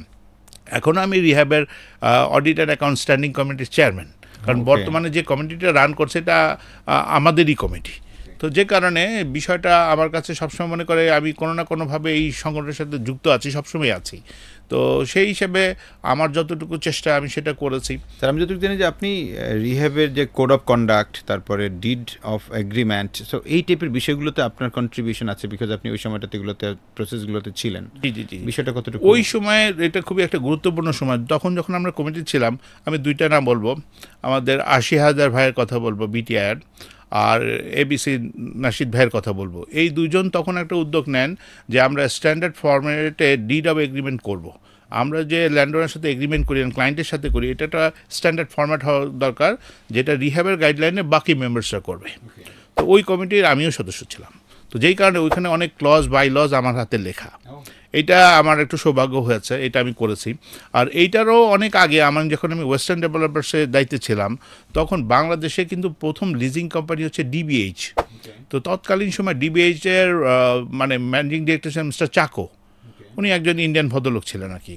তো ওইখানে তখন বাংলাদেশের প্রথম যে ট্রাইপার্টাইট এগ্রিমেন্টটা করা, অর্থাৎ ত্রিপক্ষীয় এগ্রিমেন্টের মাধ্যমে টাকা লোন দেওয়া গ্রাহককে, এবং আমরা যেটা কোম্পানিরা পেতাম, ওই ক্লজটাও তখন অনেকগুলো ক্লজ ছিল যেটা আমার হাতে লেখা। বিকজ যখন আমি ওয়েস্টার্নের, আমার এমডি স্যার বলতো মিজান এই জায়গায় আপনি কিছু চেঞ্জ করেন, ওনার গাইডলাইন করতাম। তো এটা আমি নিজেকে মনে করি যে আমি ওইটার একটা অংশ। শুধুমাত্র যে আমরা যে বায়োল্যাটারাল এগ্রিমেন্ট সেটা না, এবং ট্রাইপার্টাইট লোন এগ্রিমেন্টেরও আমার একটা বড় বাংলাদেশে কন্ট্রিবিউশন আছে, ওইখানে অনেক ক্লজ আমার হাতে লেখা। আর ফাইনালি যেটা হচ্ছে রিহ্যাবের যে কোড অফ কন্ডাক্ট, এই কোড অফ কন্ডাক্টটা কিন্তু আমাদের সময় লেখা। এটার মধ্যে যেটা বললাম, এটার মধ্যে প্রবাল ভাইয়েরও অনেক অবদান আছে। তো তখন আমরা যে কোড অফটা কন্ডাক্ট করি, এই যে একজন how you become a rehab member, কীভাবে আপনার ক্যান্সেলেশনটা হতে পারে, আপনি কি নর্মসগুলো মেনে চলতে হবে, এটা আমাদের মধ্যে ছিল না। তারপরে যখন এটা এস্টাবলিশ করি, আমাদের মধ্যে দেখা গেছে একটা সুন্দর একটা শৃঙ্খলা এসছে। আমরা তাদেরকেও ডাকতে পারি যদি উনি কোনো গ্রাহককে কোনো কারণে ডেপ্রাইভ করে থাকেন, আবার গ্রাহকের কথাও শুনতে পারি সাম এক্সটেন্ট, কী কারণে উনি কোম্পানিকে ডেপ্রাইভ করছেন, তো ভাইস ভার্সা। তো এই কমিউনিকেশনগুলো অ্যাকচুয়ালি এইসব লজ অ্যান্ড ক্লজের মাধ্যমেই হয়েছে। Thank you sir. স্যার, আরেকটা গুরুত্বপূর্ণ প্রশ্ন আর কি, একটু আবার অন্য জায়গায় চলে যাই, সেলসের জায়গাটাতে। অনেক প্রবাসীরা বাংলাদেশে ফ্ল্যাট কিন্তু কিনে প্রতারিত হয় কেন? আমরা দেখি যে অনেক রিয়েল এস্টেট কোম্পানি খুব চটকদার বিজ্ঞাপন দিয়েছে এবং সে বিক্রি করতে চায়, বিক্রিও করে, ক্লায়েন্টের কাছে টাকাও নিছে, কিন্তু একই ফ্ল্যাট হয়তো 3 জনের কাছে বিক্রি করে ফেলছে। এই বিষয়টা আসলে কীভাবে দেখছেন, নাম্বার ওয়ান।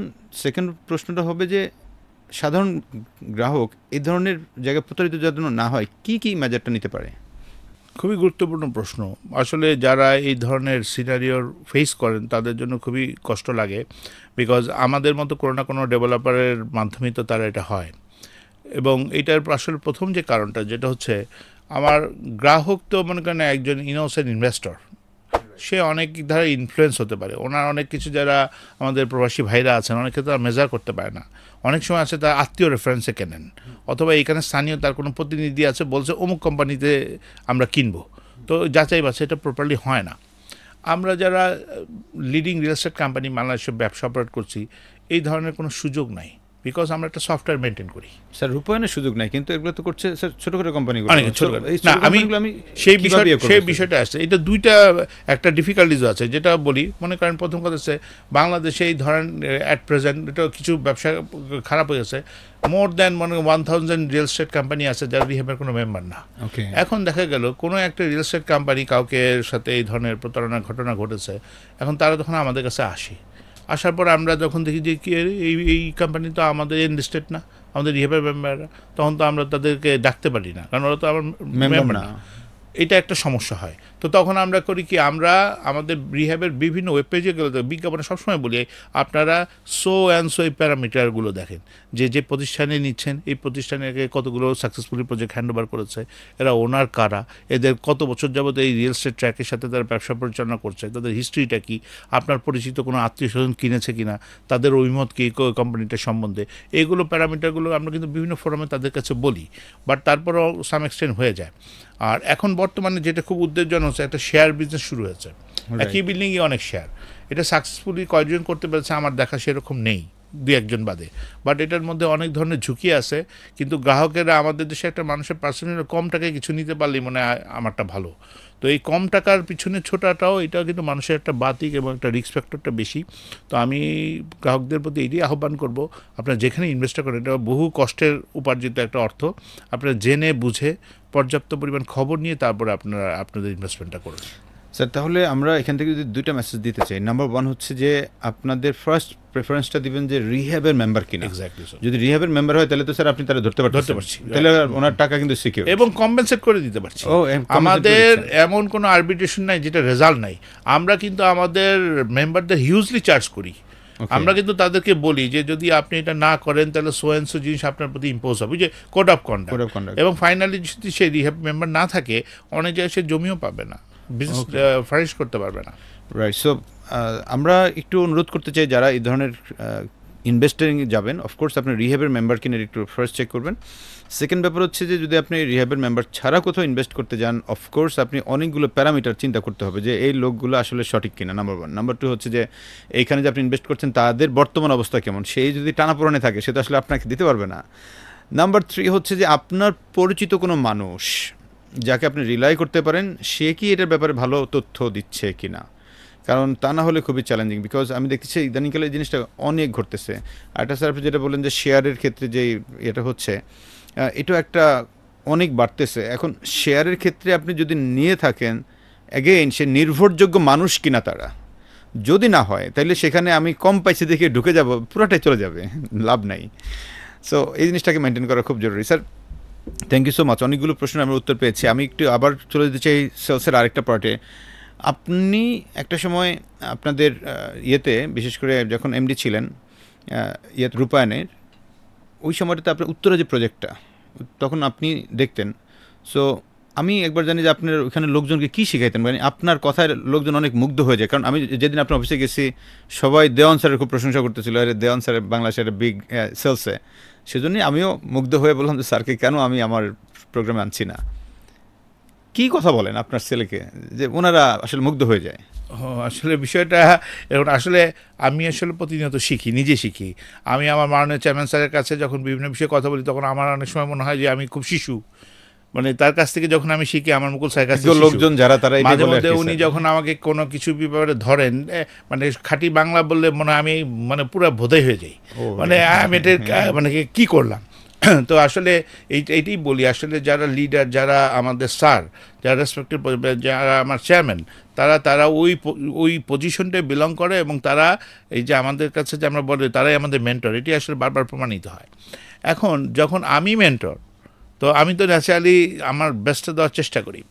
তো ইটস এ লং জার্নি। আমাদের একটা খুব সুন্দর সময় বর্তমানে আমাদের রূপায়ণ সিটি উত্তরা যিনি দায়িত্বে আছেন, আমাদের মাহবুব ভাই, খুব সুন্দরভাবে সেটা পরিচালনা করছেন, খুব সাকসেসফুলি এটা রান করে নিয়ে আসছেন। বাট ইনিশিয়ালি ওইটার একটা বড় অংশ আমার কাছে ছিল।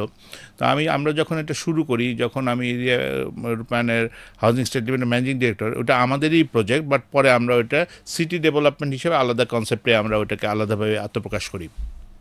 তো তখন আমি যখন ওইখানে বসতাম, একটা সময় ছিল আমি উত্তর সিটিতে হাফ টাইম বসতাম, আবার হাফ টাইম আমি আমার মহাখালী অফিসে বসতাম। তো তখন যেটা হচ্ছে সেলসের ছেলেপেলেদের তো তখন মোটামুটি আমরা প্রকিউর করে ফেলেছি, তাদের একটা ট্রেনিং অ্যান্ড গ্রুমিং সেশন হতো। তো আমি একদিন ওইখানে গেলাম, আমাদের ওইখানে একটা ফাউন্টেন সার্কেল আছে, সার্কেলের একটু সামনে গিয়ে আমাদের যেটা মেন এভিনিউ রোড সেখানে দাঁড়ালাম। তো ছেলেপেলেরা আমার সাথে আছে, তো আমি ওদেরকে প্রায় তখন মনে করেন যে প্রায় 30 জনের মতো হবে। তো ওদেরকে জিজ্ঞেস করলাম এই যে এই প্রজেক্টটা তোমরা কী দেখাও কাস্টমার, কারণ আমাদের তো 135 বিঘা, একটা হিউজ প্রজেক্ট। তো ওরা আমাকে বললো যে স্যার আমরা যারা কন্ডো নিতে চায় তারা এই কন্ডো আমরা দেখাই। কন্ডো মিনস আমরা আমাদের যেগুলো একটু সাইজে ছোটো কন্ডো, যেগুলি আমাদের 2টা ফেজ ছিল, ম্যাজেস্টিক অ্যান্ড গ্র্যান্ড, এই অ্যাপার্টমেন্টগুলো দেখা, আর যেগুলো আমাদের স্কাই ভিলা ওগুলি তো সাইজ আমাদের বড়। তো ওরা এগুলো দেখাচ্ছে, এটা দেখাই স্যার, আমাদের এই যে জগিং ট্র্যাক আছে এটা দেখাই, এত বড় প্রজেক্ট, অনেক যা যা পয়েন্টস আছে ওরা বলতেছে। আমাকে আর কী করো, বলে যে এই তো স্যার এগুলি করি। ফাইনালি কী করো, যে বসি স্যারদেরকে এন্টারটেন করে ওরা ওদের প্রসেস মধ্যে everything is perfectly all right. হ্যাঁ, আমাদের বাগি আছে, বাগিতে করে ঘুরে টুরে সব কিছু দেখায়, এভরিথিং ইজ ফ্যান্টাস্টিক। আমি বললাম যে আচ্ছা, বলে আর কিছু করো না, বলে যে না স্যার এই তো সব কিছু। এরকম 7-8 জনকে জিজ্ঞেস করার পরে তখন আমি একটা সময় বললাম যে তোমাদের জায়গায় আমি আরেকটা বাড়তি কাজ করতাম, তোমরা যা করো ঠিক করো। বলে স্যার বলেন স্যার। তো বলতাম যে আমি এই জায়গাটা এসে ক্লায়েন্টকে এনে একটু হলে দাঁড়া করাতাম। বললাম স্যার আপনি একটু স্যার উপরের দিকে তাকান। বলে স্যার উপরে হচ্ছে স্যার আকাশ, আর আপনার চতুর্দিকে 135 বিঘা, আপনি ওন করতেছেন 135 বিঘা জমি আর এই অফুরন্ত আকাশ, আর আপনার কাছে স্যার আমরা শুধু বিক্রি করতেছি স্যার পিওর অক্সিজেন। আমরা আপনার কাছে শুধু পিওর অক্সিজেন স্যার বিক্রি করতেছি, নাথিং এলস। এগুলো যা কিছু আপনাকে যে ইম্যাটেরিয়াল, আপনি ঢাকা শহরে স্যার এই বিশুদ্ধ অক্সিজেনটা পাবেন না, বিকজ এই 135 বিঘা এরিয়া, উপরে ওপেন স্কাই, আর আপনি পাচ্ছেন স্যার একদম বুক ভরে নিঃশ্বাস নেওয়ার মতো পিওর অক্সিজেন। তো এতে ছেলেপেলেরা ইমপ্রেস হতো। তার মানে আপনি ওখানে একটা সাইকোলজিক্যাল কানেকশন বা ইমোশনাল কানেকশনটাকে এখানে মেইন ফোকাস করেছেন। বর্তমান ইন্টারন্যাশনাল রিলসের প্রথম হচ্ছে সাইকোলজিক্যাল মার্কেটিং, সাইকোলজিক্যাল অ্যাপ্রোচ, এটি হচ্ছে এখন সবচেয়ে বেশি। আমাকে বুঝতে হবে আমি কোন ওয়ার্ড ব্যবহারে আপনার সাথে অ্যাটাচমেন্টে যেতে পারি আর টাচ করতে পারি। This is the all about. তার মানে সাইকোলজি এখানে একটা বড় ফ্যাক্টর। যারা আমাদেরকে দেখছেন, ইনফ্যাক্ট আপনি সেলসে ভালো করতে চাইলে সেলস সাইকোলজি বোঝাটা খুব খুব জরুরি। স্যার আমি এখানে একটা বইয়ের উদ্ধৃতি দিতে চাই। একটা বই লিখেছেন thinking fast and slow, Daniel Kahneman নামক এক ভদ্রলোক, উনি একজন নোবেল লরিয়েট। তো ওনার গবেষণালব্ধ থেকে উনি যেটা প্রকাশ করেছেন যে মানুষ কোনো বিষয় কিনতে গেলে 90% বায়াস হয় ইমোশন দ্বারা, আর মাত্র 10% বায়াস হয় তার ফাইন্যান্সিয়াল। তার মানে আমি যত দামি পণ্য বিক্রি করি না কেন, আমি যদি তাকে ইমোশনাল কানেকশনে নিতে পারি, তবেই কেবল ওই মানুষটা আমার পণ্যটা কিনবে। এখন এই ইমোশনাল কানেকশন হয় বিদেই দেখবেন চিটাগং থেকে আমরা একটা স্টেটমেন্ট পাই যে তখন আমার আবেগ কাজ করছিল, বিবেক কাজ করে নাই। সো এই যে আবেগ মানুষকে অন্যভাবে তাড়িত করে, শুধুই তাই না, এখন এই সাইকোলজিক্যাল অনেকগুলো প্রেক্ষাপট আছে, সাইকোলজিক্যাল অ্যাসপেক্ট আছে, ট্রিগার পয়েন্ট আছে। ডিউরিং মাই কমিউনিকেশন আমি কিন্তু এই বিষয়গুলো তুলে ধরলেই ওই মানুষটা আমার সঙ্গে কানেক্টেড হবে। যেটা আপনি তুলে ধরেছেন যে এখানে দেখেন স্যার আমি পিওর অক্সিজেন, যেটা আসলে আপনার মেইন ইনভেস্টমেন্ট, 135 বিঘার মালিক আপনি। মাই গড, আমি কিনলাম একটা ফ্ল্যাট, অথচ বলছেন আপনি 135 বিঘার মালিক। This is really really psychological connection. So এই বিষয়গুলো খুবই খুবই দুর্দান্ত লেভেলের। Sir thank you. আমরা এবার যদি আপনার কাছে আরেকটা জায়গায় একটু যেতে চাই, সেটা হচ্ছে যে মালিক যারা, কারণ রিয়েল এস্টেটে তো প্রতিনিয়ত দেখি হচ্ছে, ইভেন আরও অনেক মানুষ গ্রো করছে, মালিকদের ক্ষেত্রে কি আপনি এমন কোনো 5টা টিপস দিবেন কিনা তারা তাদের বিজনেসটাকে অন্য জায়গায় নিতে পারে? বিকজ আপনি সেলসে ডিরেক্ট কাজ করেছেন, আপনি লিডারশিপ রোলে ছিলেন, এখনও আছেন, এবং আপনি নিজে এমডিও ছিলেন এবং খুবই সাকসেসফুল এমডি নিজের কোম্পানির, এলিয়নের। সো এই জায়গাটা থেকে আপনি যারা আপনাকে ফলো করে, দেখে বা দেখবে, তাদের উদ্দেশ্যে 5টা টিপস যদি একটু বলতেন স্যার। আসলে তো আমি এখনও শিখি। প্রথম কথা হচ্ছে এটা ট্রু, আমার 2টা আইডেন্টিটি আছে। একটা, আমি নিজেকে সবসময় মনে করি আমি একটা রিয়েল এস্টেট প্রফেশনাল। আমি একাধারে যেমন একটা নিজে একজন উদ্যোক্তা, আবার এখানে নিজে সর্বোচ্চ কর্মকর্তা। আমি কিন্তু 2টা রেলি প্লে করি। তো এটা যেমন একটু বলি, অনেক সময় দুষ্টামি ছলে বলে যে জান তুমি একজন ওনার হয়ে কীভাবে তুমি আরেক জায়গায় তুমি করো। আমি বললাম মানে এটা আসলে আমি বুঝতে পারি অনেকে এটা নেগেটিভ সুরে জিজ্ঞেস করে, বাট আমি খুব পজিটিভলি বলি দিস ইজ মাই ক্যাপাসিটি। এইটা আমার ক্যাপাসিটি, আমি পারি, আমি ওনারও হতে পারি, আবার আমি একদম সর্বোচ্চ আসনে কাজও করতে পারি। This is my capacity because I love my profession. আমি এই সেক্টরের একটা লোক, এই জন্যই আমি পারি, আমি এর বাইরে না। এখন যে বিষয়টা হচ্ছে যে যেহেতু আমার দুইটা কাজই একসাথে যায়, আমি যেটা ফিল করি, কারণ আপনি যখন কোনো একটা কাজ করে ওইখান থেকে সরে আসেন তখন আপনি ভালোভাবে অ্যাসেস করতে পারেন what you did right or wrong. Definitely. তো এখন হয় কি, যখন আমি আমার নিজেকে অ্যাসেস করতে যাই তখন অনেক সময় মনে করি যে ওই কাজটা ঠিক হয়নি, এটা এইভাবে করা উচিত ছিল। তো এখন যখন আমি আবার যদি তাদের সাথে কাজ করি তখন মনে হয় যে এই কাজটা ঠিক হচ্ছে অথবা হচ্ছে না। সাম এক্সটেন্ট আমি হয়তো বা সেটাকে এস্টাবলিশ করতে পারি না বিকজ মাই পজিশন।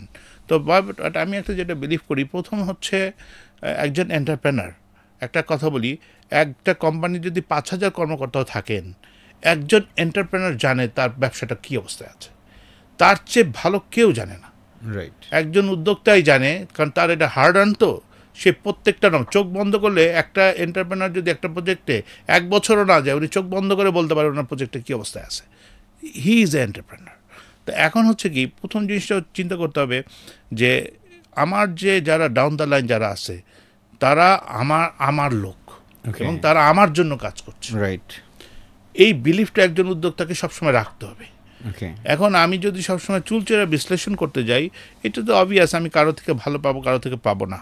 বাট আমার মনে হয় যে একজন উদ্যোক্তাকে প্রথমে বুঝতে হবে যে আমি যে টিমটা ওন করতেছি, whether they capable or not, whether the people are trustworthy or not, এই জিনিসটাকে তাকে আগে আশ্বস্ত হবে। দ্বিতীয়ত ব্যাপার হচ্ছে সিদ্ধান্ত। যেমন আমার এই প্রতিষ্ঠানে আমরা সিদ্ধান্ত খুব দ্রুত পাই, অনেক যে সিদ্ধান্ত দ্রুত আসে না, ডিলে করে, এইটা একটা আসে। আরেকটা জিনিস হচ্ছে একজন উদ্যোক্তাকে ভাবতে হবে ব্যবসাটা ওয়ান টাইম না, লং টার্ম খেলতে হবে। এইটা লং টার্ম। বিকজ আমি যদি একজনকে খুব সহজে বুকে টেনে নেই আবার তাকে দূরত্ব সৃষ্টি করি, তাহলে এই বুকে নেওয়াটা কাল হয়ে যায়। উদ্যোক্তাকে চিন্তা করতে হবে ব্যবসা আলাদা আর আমি ব্যক্তি সত্তা আলাদা। রাইট। উদ্যোক্তাকে কখনো ব্যবসায়ীকে নিজের বুকের মধ্যে আনা যাবে না, নিজের প্রিমিসেসে আনা যাবে না, ব্যবসার প্রিমিসেসেই রাখতে হবে। আমি যদি কোনো আমার কাস্টমারকে আমার বাসাও অবধি নিয়ে যাই, ওই কাস্টমার থাকবে না। এটা উদ্যোক্তার একটা বড় ভুল হবে, কারণ উনি আমার কাস্টমার আমার অফিস পর্যন্তই। কখনো যদি সেই লোকটা আমার বাসা পর্যন্ত হয়ে যায়, ডাউন দ্য লাইন আর কারো কথা শুনবে না। আর তার সাথে যদি আমার কোনো ব্যত্যয় হয়ে যায়, তার সাথে আমার সম্পর্ক থাকবে না, আর ভবিষ্যতে উনি আমার কোম্পানিতে ইনভেস্ট করবে না। তো এই সত্তাটা খুব গুরুত্বপূর্ণ যে আমি বিইং এ একজন উদ্যোক্তা হিসেবে আমার প্রফেশনে যে আমার যারা কাস্টমার ইজ মাই কাস্টমার, এবং তার আমার অফিস আদালত পর্যন্তই, কখনো আমার ওন প্রেমিসেস পর্যন্ত তার অ্যাক্সেস হতে পারে না। ওইটাই যদি করি, আমি হয়তো ভালো ভেবেই করেছি, কিন্তু ইন দ্য লং রান এটা আর ভালো থাকবে না, থাকা যায় না। কারণ একজন উদ্যোক্তার পক্ষে সম্ভব না এই 15-16 হাজার ক্লায়েন্টকে অ্যাড্রেস করা। আমাদের যে পোর্টফোলিও, এই জন্যই বলে উই আর দ্য বিগেস্ট রূপায়ণ, কারণ আমাদের তো এই 15,000-এর মতো ডাটাবেস আমাদের অলরেডি হয়ে গেছে, আমাদের ক্লায়েন্ট বেস হয়ে গেছে। আমরা মোর দেন 200 প্রজেক্ট হ্যান্ড ওভার করে ফেলেছি। তো যে কারণে আমাদের তো গ্রাহকের কোনো ইয়ে নেই। এখন আমি যদি কাউকে আমি অ্যাজ এ প্রিভিলেজ দিই যে আপনার সাথে আমার এই সম্পর্ক, আমার ব্যস্ততা যদি কারণে সেই সময়টা তাকে না দিতে পারি, হয়তো সাম এক্সটেন্ট আপনি ডেপ্রাইভ হতে পারেন। Right sir. তাহলে স্যার আমি যদি আপনার কথাটাকে একটু সামারাইজ করি, সেটা হচ্ছে যে আপনি ফার্স্ট ফোকাস করেছেন যে এমপ্লয়ার যিনি, তাকে তার কোম্পানির ওভারভিউ খুব ভালো করে সে যেহেতু জানে, সে তার লোকজনকে একটু আপন করে পাওয়াটা খুব জরুরি, এবং সেখানে একেবারে সব কিছু চুলচেরা বিশ্লেষণ করে একবারে প্রত্যেকটা দেখতে হবে, নট লাইক দ্যাট। কিছু জায়গায় আসলে একটু ওভারভিউ করে ছেড়ে দিতে হয়, নাম্বার 1। নাম্বার 2, ডিসিশনটা যেন খুব দ্রুত দেয়। নাম্বার 3, যেটা বলছেন যে লং টার্ম পার্সপেক্টিভে সে যেন যে কোনো বিষয়গুলো কিনে চিন্তা করে। নাম্বার 4, যেটা বলছেন যে আপনি প্রফেশনালিজমটা যেন মেনটেন হয়। নাম্বার 5, আপনার যারা কলিগ তাদেরকে যেন আপনার প্রায়োরিটিটা থাকে, কারণ তা না হলে আপনি ভালো করতে পারবেন না। রাইট। সো এই 5টা বিষয়। স্যার, সিমিলার টাইপের যদি একটা প্রশ্ন করি আপনাকে, আপনি তো লিডারশিপ রোলে প্রত্যেকটা জায়গায় গিয়েছেন, লাইক ম্যানেজার হয়েছেন, ডেপুটি ম্যানেজার হয়েছেন, জিএম হয়েছেন, দেন সিইও। যারা সেলসের লিডার, তারা তাদের টিম পরিচালনা করতে গিয়ে কোন 5টা বিষয় মেনটেন করলে তারা আরও ভালো করতে পারবে বলে আপনার কাছে মনে হয়? যদি অর্গানাইজ বলি, যেমন আমরা প্রথমে বলি ক্লাস্টার, আমাদের সেলসের যে মানে সেগমেন্টের প্রধান থাকে, প্রথমে তো মনে করেন কোনো জায়গায় হেড অফ সেলস থাকে, কারণ আমাদের রূপায়ণ আমরা সিবিও আছে, সিআরও আছে, তাদের সেগমেন্ট আছে। তো আমরা সাধারণত যাদেরকে ক্লাস্টার বলি তাদের পরবর্তী থাকে টিএল, মানে টিম লিডার। তো একজন ধরেন সে আমি ক্লাস্টার, আমার প্রথম দেখতে হবে আমার টিম লিডার কি, টিম লিডার কতগুলো টিম আছে, মেম্বার্স কি। তো সারাদিনে তাদের যে মানে যে অ্যাক্টিভিটিসগুলো আছে, তো এই অ্যাক্টিভিটিসগুলো আসলে প্রপারলি তারা করছে কিনা। এখন ধরেন মনে করেন একজন ক্লাসটা যদি দেখে তার টিএল সারা দিনে কয়েকটা ফলো আপ করার কথা ছিল, কয়টা সাইট ভিজিট করার কথা ছিল, কয়টা ক্লায়েন্টের সাথে কমিউনিকেশন করার কথা ছিল, এইগুলো সে দিন শেষে ইজি কেপিআই আছে, সে প্যারামিটারগুলো করতে পারে। But KPI is not all about, আপনাকে এর বাইরেও নিজেকে দেখতে হবে আসলে কি তার পক্ষে এটা সম্ভব কি সম্ভব না। এই ঢাকা সিটির এত যানজটের মধ্যে একটা ছেলে কয়টা প্রজেক্ট ভিজিট করাতে পারবে, অত কয়জন ক্লায়েন্টকে অ্যাড্রেস করতে পারবে, এটাও আমাকে বুঝতে হবে। বাট আমি ওইটাকে রাখবো, বাট পাশাপাশি তার জন্য কেপেবল করার জন্য তো আমাকে ব্যবস্থাটা করে দিতে হবে। আচ্ছা, এখন প্রথম যে বিষয়টা হচ্ছে সেটা হচ্ছে যে আমাদের যে ছেলেপেলেরা বর্তমান লেভেলে যারা যেভাবে কাজ করে, প্রথম হচ্ছে কি তাদের মধ্যে একটা বিলিভের ঘাটতি আছে, আরেকটা হচ্ছে কি তার কাজটা গুছানো না, কাজটা গুছিয়ে নিয়ে আসতে হবে। গুছিয়ে নিয়ে আসতে হবে কীরকম, ধরেন সে আপনি সারাদিনে তো অনেক কাজ করেন তাই না, আমরা অনেক শিডিউল থাকে, কিন্তু আমার সারাদিনের মধ্যে কিছু প্রায়োরিটি জব আছে। আজকে যদি আমার 10টা কাজ নিয়ে আমি সারাদিনটা শুরু করি, আমাকে চিন্তা করতে হবে আমার প্রায়োরিটি আছে, প্রায়োরিটি হয়তো 2-3টা আছে। দ্যাট মিনস আমি সারাদিনে যাই কাজ করি না কেন, এই 3টা কাজের রেজাল্ট আমি তো মন থেকে চাই, এই রেজাল্ট আমাকে নিতে হবে আজকে সারাদিনের মধ্যে। তো এখন ধরেন ওনার ডাউন দ্য লাইন যে ছেলে আছে, ধরেন 20 সদস্যের টিম আছে, ওনার কাছে ইনফরমেশন আছে যে আজকে ওই 2টা কিংবা 3টা ছেলের সেলফ কনভারসেশন হওয়ার কথা, ক্লায়েন্টের সাথে ফাইনাল মিট আপ হওয়ার কথা এবং টাকা পয়সা পাওয়ার কথা। তো উনি সারাদিনে যা ফলো আপই করবে ওটা হলো ওনার কোর জব, প্রায়োরিটি। হ্যাঁ, তোমার ওই ক্লায়েন্ট জানি কয়টার সময় অ্যাসাইনমেন্ট, অমুক সময়, ওকে ঠিক আছে, তুমি যাওয়ার পর আমাকে জানাও, অথবা তুমি যাওয়ার আগে আমাকে জানাও। এই যে ফলো আপটা, তাইলে যখন একজন লিডার তখন দেখলো যে ছেলেটা হ্যাঁ গিয়েছে, কনভারসেশন করেছে, যে এই যে ফিডব্যাকটা নেওয়া আজকে হয়নি, কেন হয়নি, কবে হবে, নেক্সট হবে, এইটা যদি উনি লেগে থাকে, তাহলে একটা ছেলে যদি কোনো অসত্য কথা বলে এটা বারবার বলতে পারবে না, তখন এটা আসবে। এবং আমাকে চিন্তা করতে হবে ছেলেপেলেরা পর্যাপ্ত লিড পাচ্ছে কিনা, কারণ সে যদি ক্লায়েন্টের লিড না পায় তাহলে ও কী ফলো আপ করবে।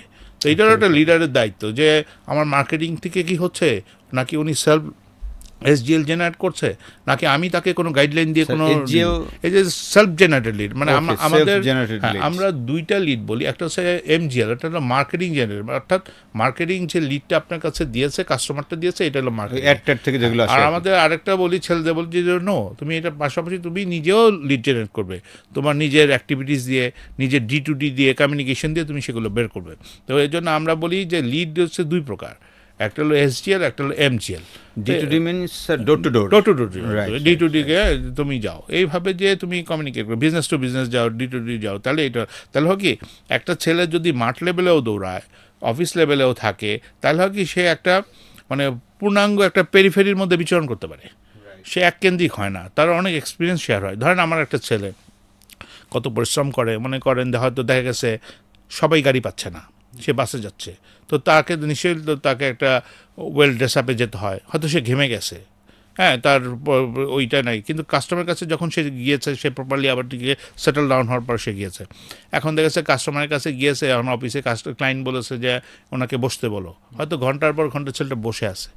তো এখন দেখেন আমার ছেলেটা আমার কোম্পানির প্রোডাক্ট বিক্রি করার জন্য এখানে বসে আছে, হ্যাঁ, তো ওর যে এই যে হার্ডশিপটা এটা কিন্তু ও এখানে ফিল করতেছে। তারপরে উনি একটা হয়তো অ্যাপয়েন্টমেন্ট পেলো, কথা বললো, এলো, কিন্তু ছেলেটা কিন্তু দিনের পর দিন যাচ্ছে, করছে, তাহলে ও তখন বুঝতে পারে যে আসলে সেলসটা ইজ নট ইজি, এটার মধ্যে অনেক পরিশ্রম আছে। তো আমাদের ছেলেপেলেদের অনেক হয় এমনও আছে সেলস যে 4-5 মাস পরে সেল হয়েছে, ক্লায়েন্টের সাথে সে কমিউনিকেশন ছিল, অনেক সেল আছে 3 দিনে হয়ে গেছে, ডিপেন্ডস। তো যে কারণ হচ্ছে কি এই যে প্রত্যেকটা জায়গায় আমাদেরকেও চিন্তা করতে হয় ছেলেপেলেগুলো, আমরা যেমন প্রথমে দেখি ছেলেপেলে গেট আপ ঠিক আছে কিনা, আমাদের কোম্পানির নির্দেশনে আছে কারো যদি জুতা খারাপ থাকে জুতা কিনে দাও, কারো যদি গেট আপ ভালো না থাকে ওকে ডাকো, ওকে বলে দাও। যেমন আমাদের একটা উদাহরণ বলি, আমাদের মাননীয় চেয়ারম্যান স্যার কিছুদিন আগে লিফটে আমাদের সেলসে একটা ছেলেকে দেখেছিল, ওদিন তার গেট আপটা ভালো ছিল না, সে নিজেই তার রুমে তাকে নিয়ে গেছে, অ্যান্ড সে আমাদেরকে ইনফর্ম করেছে ছেলেটাকে আপনারা টেক কেয়ার করেন, করলে ছেলেটা ভালো করে। এই মাসেই এই ছেলেটাই যে কিছুদিন আগে খুব বড় একটা সেল দিল এবং তার get up TET up totally change, তার মানে হচ্ছে কি তার গ্রুমিংটার মধ্যে ওই বিষয়, কিন্তু সে কিন্তু ভালো সেলসম্যান, ওই পার্টিকুলার ডেতে হয়তো তার গেট আপটা ভালো ছিল না, হ্যাঁ, তার মানে গেট আপ ইজ ইম্পর্টেন্ট। তার মানে দেখেন একটা প্রতিষ্ঠানের মাননীয় চেয়ারম্যান স্যারও নোটিস করে যে একটা সেলস প্রফেশন তার গেট আপ ঠিক আছে কিনা। Right sir. স্যার যদি আমি এই টোটাল বিষয়টাকে একটু সামারাইজ করি, তার মানে একজন লিডারের যে কাজগুলো আসলে অন্যতম করা দরকার, ফার্স্ট হচ্ছে মনিটরিং। আপনি যেটা বলছেন যে তার ডে টু ডে কাজে তাদের টোটাল কলিগরা যে কাজ বাজ করছে, টোটাল বিষয়গুলো কেপিআই সেট করে, ওভারঅল ইভেন কেপিআই বাদ দিয়েও অনেক জিনিস হতে পারে, মনিটরিং একটা ফ্যাক্ট।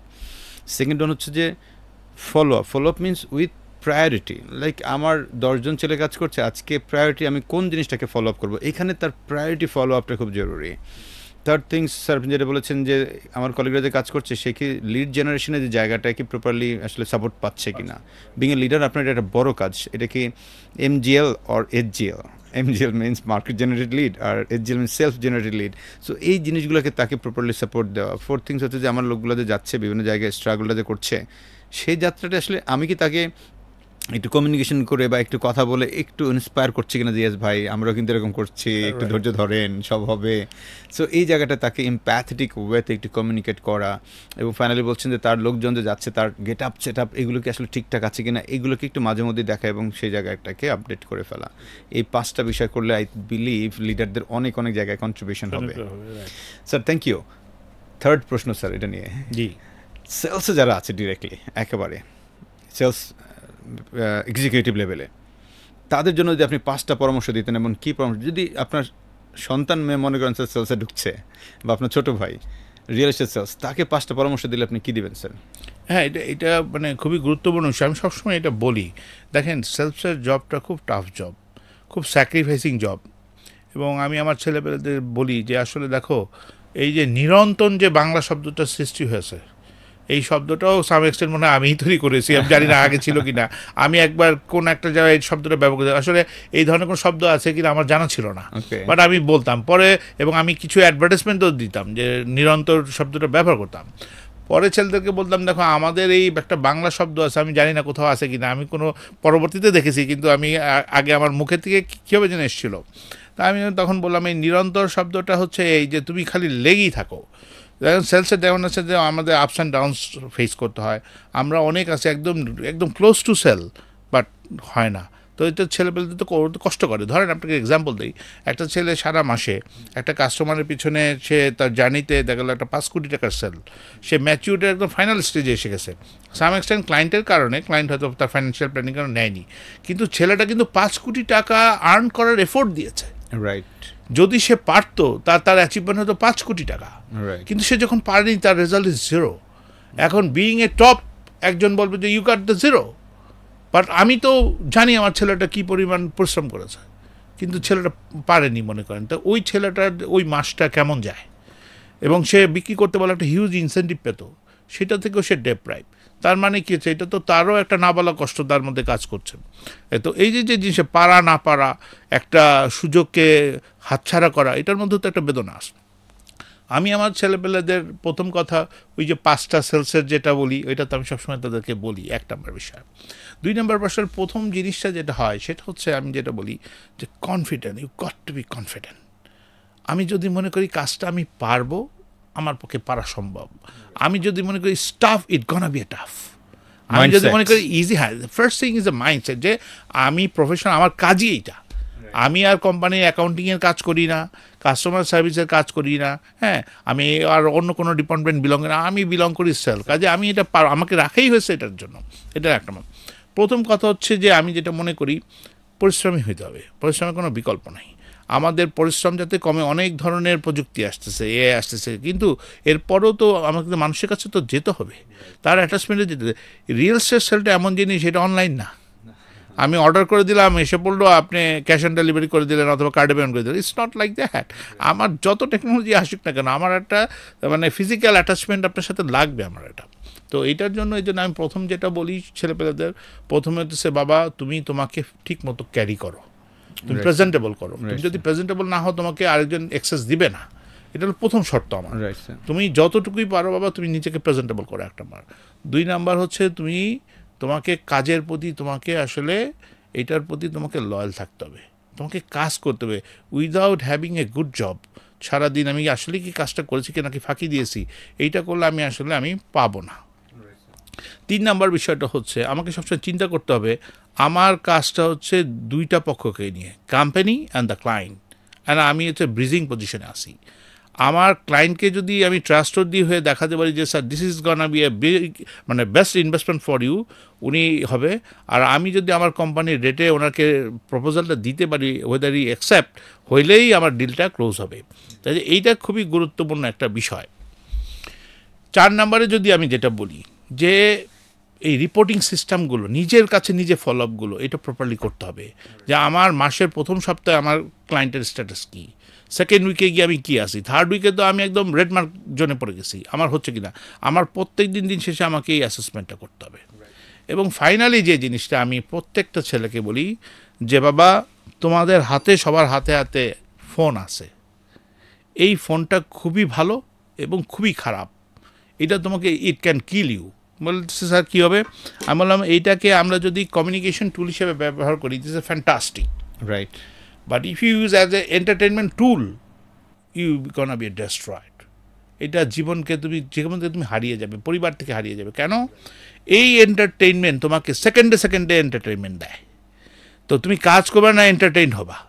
তো এটা যদি তুমি এন্টারটেইনমেন্ট টুল হিসেবে ধরো, তোমার কোনো কাজ তোমার আগামে না, তুমি কিছুই পারবে না, ওটাকে তুমি অ্যাসাইড করো। তুমি তার মানে এটা ইউজের ক্ষেত্রে আরেকটু আমাদের ব্যালেন্স করতে হবে, যেটা ছেলেপেলে করছে না, ফেসবুকে থাকতেছে, এই করতেছে সেই করতেছে, তো এটা হয় কি নিজেকে ফাঁকি দিয়ে, কিন্তু নিজে বুঝতে পারছে না, because he is addicted on this.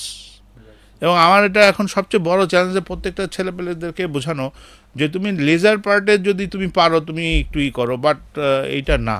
আমরা যারা আগে থেকে ছোটোবেলাতে বলেছি আমাদের এন্টারটেনমেন্ট ছিল টিভি, এখনও টিভি নেই, এই ছোটো স্ক্রিনে দেখে আসলে কিছু হয় না আমার। তা আমার এন্টারটেনমেন্ট যদি আমি ওখানেই রাখি তাহলে তো আমি এটাকে খালি কমিউনিকেশন টুল হিসেবে ব্যবহার করব। তো যে কারণে যেটা ওদেরকে বলি আসলে এটা ব্যবহার করো, বাট তোমরা এটাকে এন্টারটেনমেন্ট টুল হিসেবে ব্যবহার করো না। এটা করলে তোমার ওয়ার্কিং আওয়ার্স অ্যান্ড আওয়ার্স তোমাকে অন্য খাতে সরায় নেবে, যেটা দিন শেষে লুজার তুমি হবা, তোমার পরিবার হবে সবাই। আজকে একটা ছেলে যদি ভালো রোজগার করতে পারে ওই পরিবারের জন্যই তো করতে পারবে, আর যদি না পারে ও একটা পরিবার পরিজন ইভেন ওয়াইফকে একটা ভালো কিছু দিতে পারবে না। আমার হোল লাইফ আমি ছেলেবেলাদের বলি কষ্ট করো, আর্ন করো, যাতে পরিবারের কারো একটু খেতে ইচ্ছে করলে তুমি খেতে দিতে পারো, পড়তে ইচ্ছে করলে পড়তে দিতে পারো, ঘুরতে চাইলে ঘুরতে দিতে পারো। এই জন্য তোমাকে আর্ন করতে হবে, তুমি তোমার সময়টা নষ্ট করো না। আর যে পারে সে তখন তার লাইফটাকে সুন্দরভাবে গোছাতে পারে।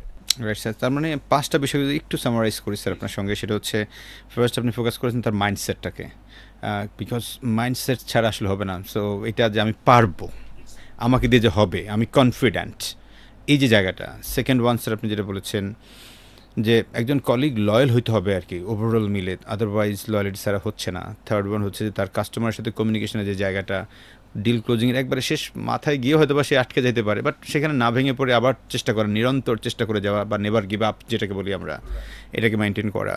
ফোর্থ থিংস হচ্ছে যে প্রতিনিয়ত ফলো আপটা করা, চেক করা যে ইয়েস আমি এই মাসে এতগুলো কমিউনিকেট করেছি, আমার এই জায়গায় ছিল, প্রতিদিন একবার করে এটা দেখা যে আমার লিডগুলোর কী অবস্থা। এবং 5 নম্বর হচ্ছে যে ডিভাইস ইউজের ক্ষেত্রে আরেকটু সচেতন হওয়া। হ্যাঁ, যদি আমার প্রফেশনাল কাজকে এনরিচ করে দেন ইউজ করি, বাট এন্টারটেইনমেন্টের জন্য যেন আমরা এটাকে ওইভাবে না নেই, তাইলে আমার জিনিসটাকে আসলে আলটিমেটলি ওয়ার্কিং আওয়ার্স নষ্ট করে দেবে। স্যার আমরা অনেকটা শেষ পর্যায়ে এসেছি, বাট তারপরেও সেলসের মানুষ মানে একটা প্রশ্ন না করলেই নয় আর কি, আপনি কি রিয়েল এস্টেট সেলসকে এনজয় করেন?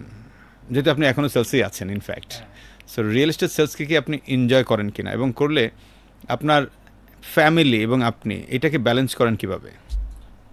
আসলে ট্রুলি তো যেটা বললাম যে আমার আইডেন্টিটি হচ্ছে সেলস প্রফেশনাল, একদম রিয়েল এস্টেট প্রফেশনাল। তো আমি অ্যাজ এ ম্যান ব্যক্তিগতভাবে আমি সেলসের চেয়ে মার্কেটিংকে বেশি এনজয় করি, কারণ আমার বাংলাদেশে মার্কেটিংয়ে অনেক রিয়েল এস্টেট মার্কেটিং অনেক কন্ট্রিবিউশন আছে। তো আমি মার্কেটিংটাকে বেশি ফোকাস করতে চাই আমার হোল জার্নিতে। এইটা যদি ভালো হয় সেলসটা অটোমেটিক আসবে। তা আমার এই জন্য চেষ্টাটা থাকে যেটা হচ্ছে আমি এখন যে কাজগুলো করি আমি চাই যে মার্কেটিংয়ে মোর কনসেন্ট্রেট করতে, যাতে ছেলেপেলের জন্য সেলসটা আরও ইজিয়ার হয়।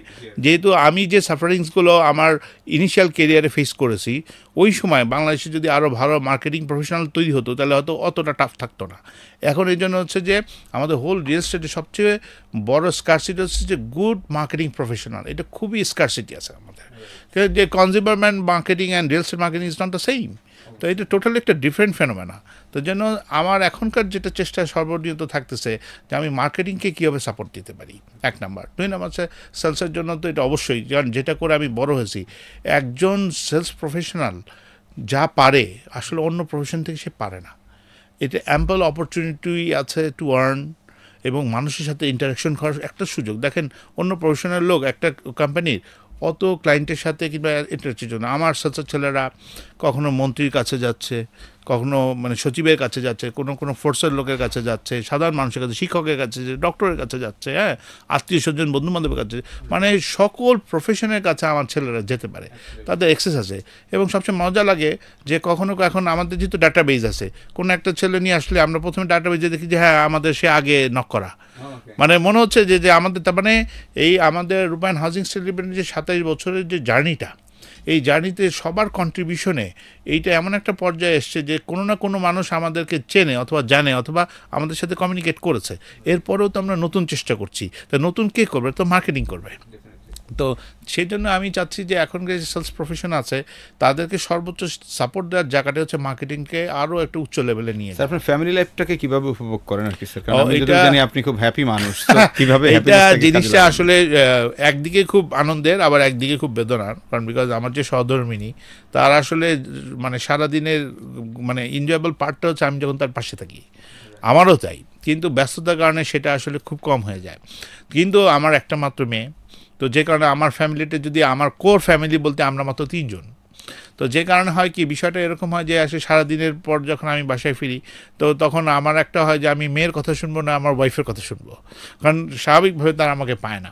তো এখন আমি আমার আসলে মানুষের জীবনে একটা রিয়ালিটি আছে, আপনি জানেন যে আমাদের একটা লাইফ স্প্যান আছে, আমরা কতটুকু কি যেতে পারি। আমি বর্তমান যে বয়সটা পজেস করছি, হয়তো আল্লাহ যদি হায়াত দারাজ করে আরও কিছু যদি সময় আমাকে দেয় আমি তো কাজ করবো, পাশাপাশি আমার এখন মেইন কোর কনসেন্ট্রেশন হচ্ছে ফ্যামিলিকে সময় দেওয়া।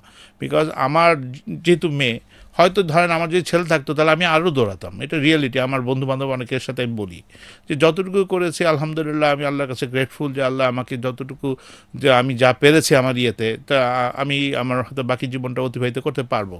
বাট ক্ষুধা তো মানুষের থাকবেই। বাট আমার এখনকার যে সামনের গোল, আমি সমাজের জন্য কিছু সময় বের করতে চাই। আমি আসলে আমার যে ধর্ম, আমার যে দিন, সেটার পথে আমি আরও আমাকে নিজেকে আত্মনিয়োগ করতে চাই, পরিবারকে সময় দিতে চাই। এবং আমি সবচেয়ে বড় যেটা চাই যে আমার বন্ধু বান্ধবদের সাথে আমার ইন্টারাকশনটা খুব কম। মানে এত আমি তাদের লিডার ছিলাম, তাদের ক্লোজ, আমি মধ্যমণি ছিলাম, কিন্তু আমার বন্ধুদেরকে আমি সময় দিতে পারি না। আমি সেন্ট গ্রেগরিস হাই স্কুলের স্টুডেন্ট, আমি নর্ডহ্যামের স্টুডেন্ট। তো সারা বাংলাদেশে আমার বন্ধু, আমার ভাইরা, সিনিয়ররা আছে অগণিত, প্রত্যেকটা ক্ষেত্রে দেখা হয়। আমার বন্ধুরা অনেক সময় গেট টুগেদার করে, আমি যেতে পারি না। নটরডেমে কোন ব্যাচ আপনি? আমি 92 ব্যাচ, 92 ব্যাচ। তো এখন দেখা গেছে যে এই যে যে জিনিসগুলো আছে, আমি আমার প্রতিটা বন্ধু, প্রতিটা ক্লাসমেটকে মিস করি। হয়তো অনেকের নাম অনেক সময় মনেও পড়ে না, বাট চেহারাটা আমার কাছে থাকে। আমি যখন নটরডেমে ছিলাম, I was a captain of the class.